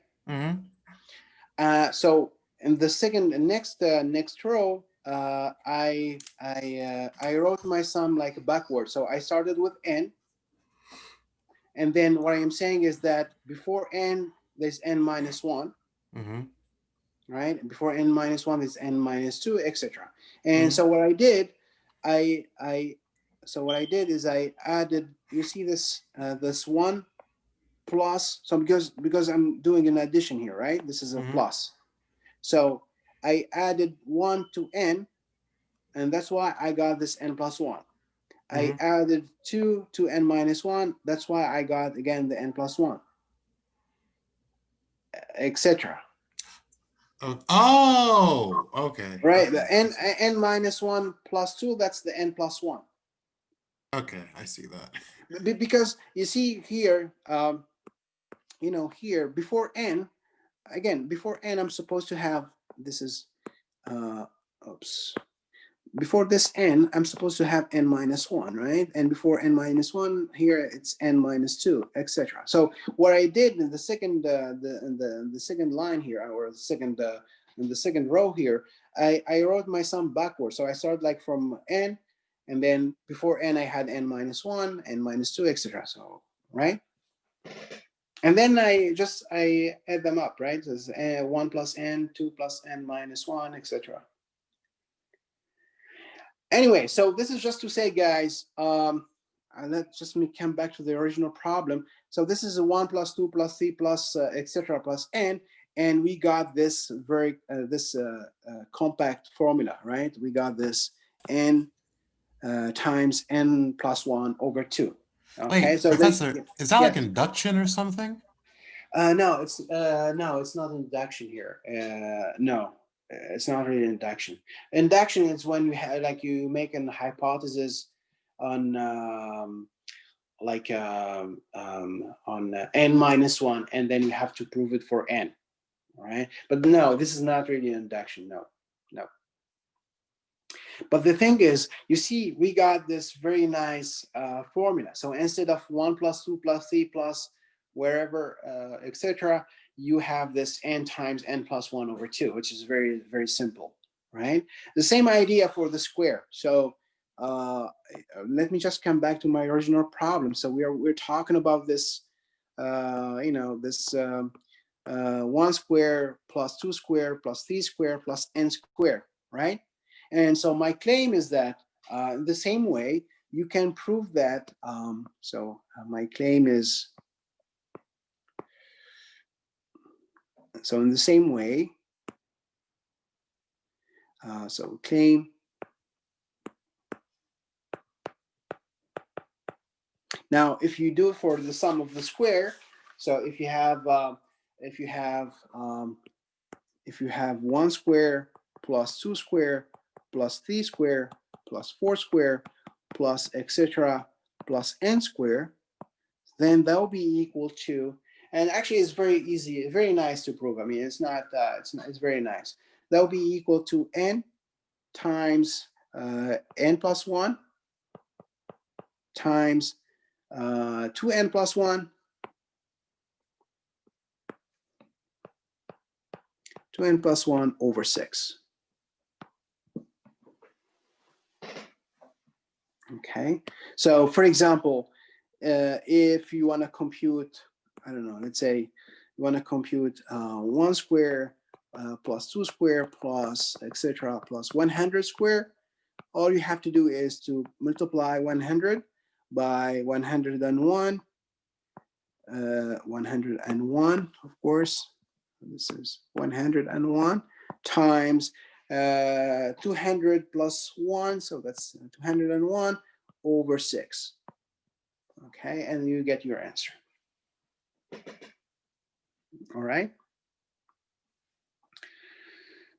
Okay, so I mean, I can prove this. Claim. It's the same way, but oh, of course, we have just 3 minutes. All right.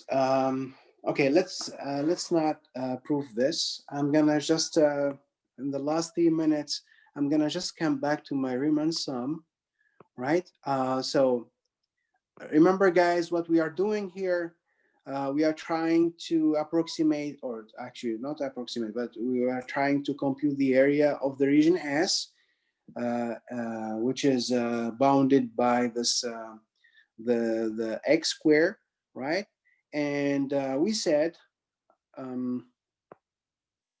so the area you see here, the area of my region S would be equal to the limit of this Riemann sum. And here's my Riemann sum, right? We have this I square over n cube. And we were trying to compute this sum of I square over n cube. Okay, so let me just come back to this in the last 2 minutes. Probably I'm gonna continue this next time. So let's just come back to the problem here.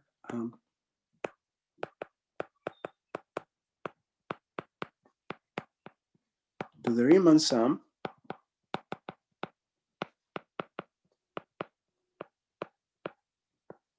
Okay, so we said the area of our region S is by definition is the limit n going to infinity of my Riemann sum, and we said my Riemann sum is given by, so limit n going to infinity. My Riemann sum, it's a sum of I going from 1 to n of I square over n cube, and we said this would be limit n going to infinity. So we said if I is 1, we're gonna have 1 square over n cube. If I is 2, we're gonna have 2 square over n cube. If I is 3, so 3 square over n cube, etc. The last index is when I is equal to n, so that's n square over n cube. All right, and we said we can factor out the n cube. It's a common factor. Is this n cube? It's a common factor. So I'm gonna pull out the n cube. So limit n going to infinity. So we're gonna have this n cube, 1 over n cube times the 1 square plus 2 square plus 3 square plus etc. plus the n square. Now, this 1 square plus 2 square plus 3 square plus etc. n square we said we have this formula, right? This is going to be equal to this n times n plus 1 times this 2n plus 1 over 6, right? So we're going to use the formula. So using our by our formula,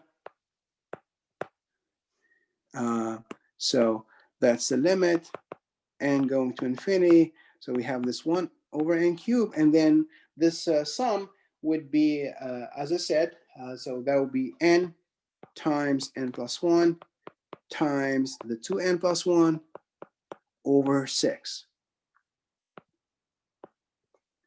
Okay, so this is just a limit. Now I have only n, and so I can compute the limit, right? So this is a limit n going to infinity. So I have, well, this is n over n cubed, so it cancels out. This n here, this n cubed becomes a square. So it's now it's n plus 1 times 2n plus 1 over 6 n squared, right? And so what will be the answer here, guys? What will be the limit? Remember, here n goes to infinity. So all we have to do is to compare. Remember, when your x goes to infinity and you want to compute the limit, you have to compare the degrees of the top and the bottom. So in the top, the highest power in the top would be 2n squared, right? 2n squared, right? It's this n here times this 2n, it's 2n squared. And in the bottom, it's just 6n squared, right? So we have the same degree in the top and in the bottom, right?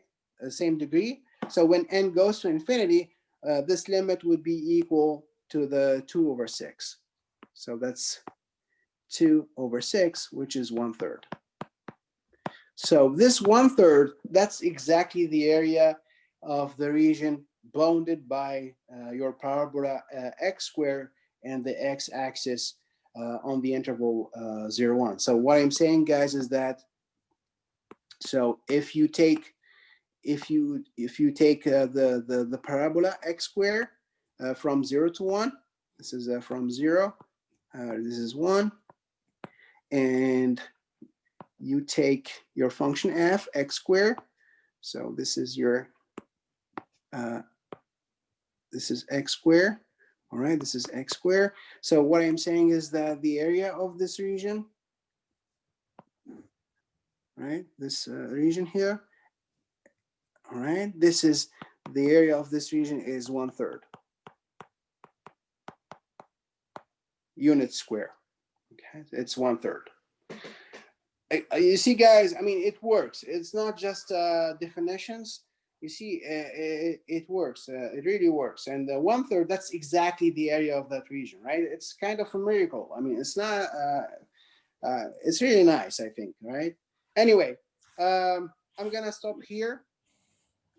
And I'm going to continue with the integrals, I guess, on Wednesday, all right?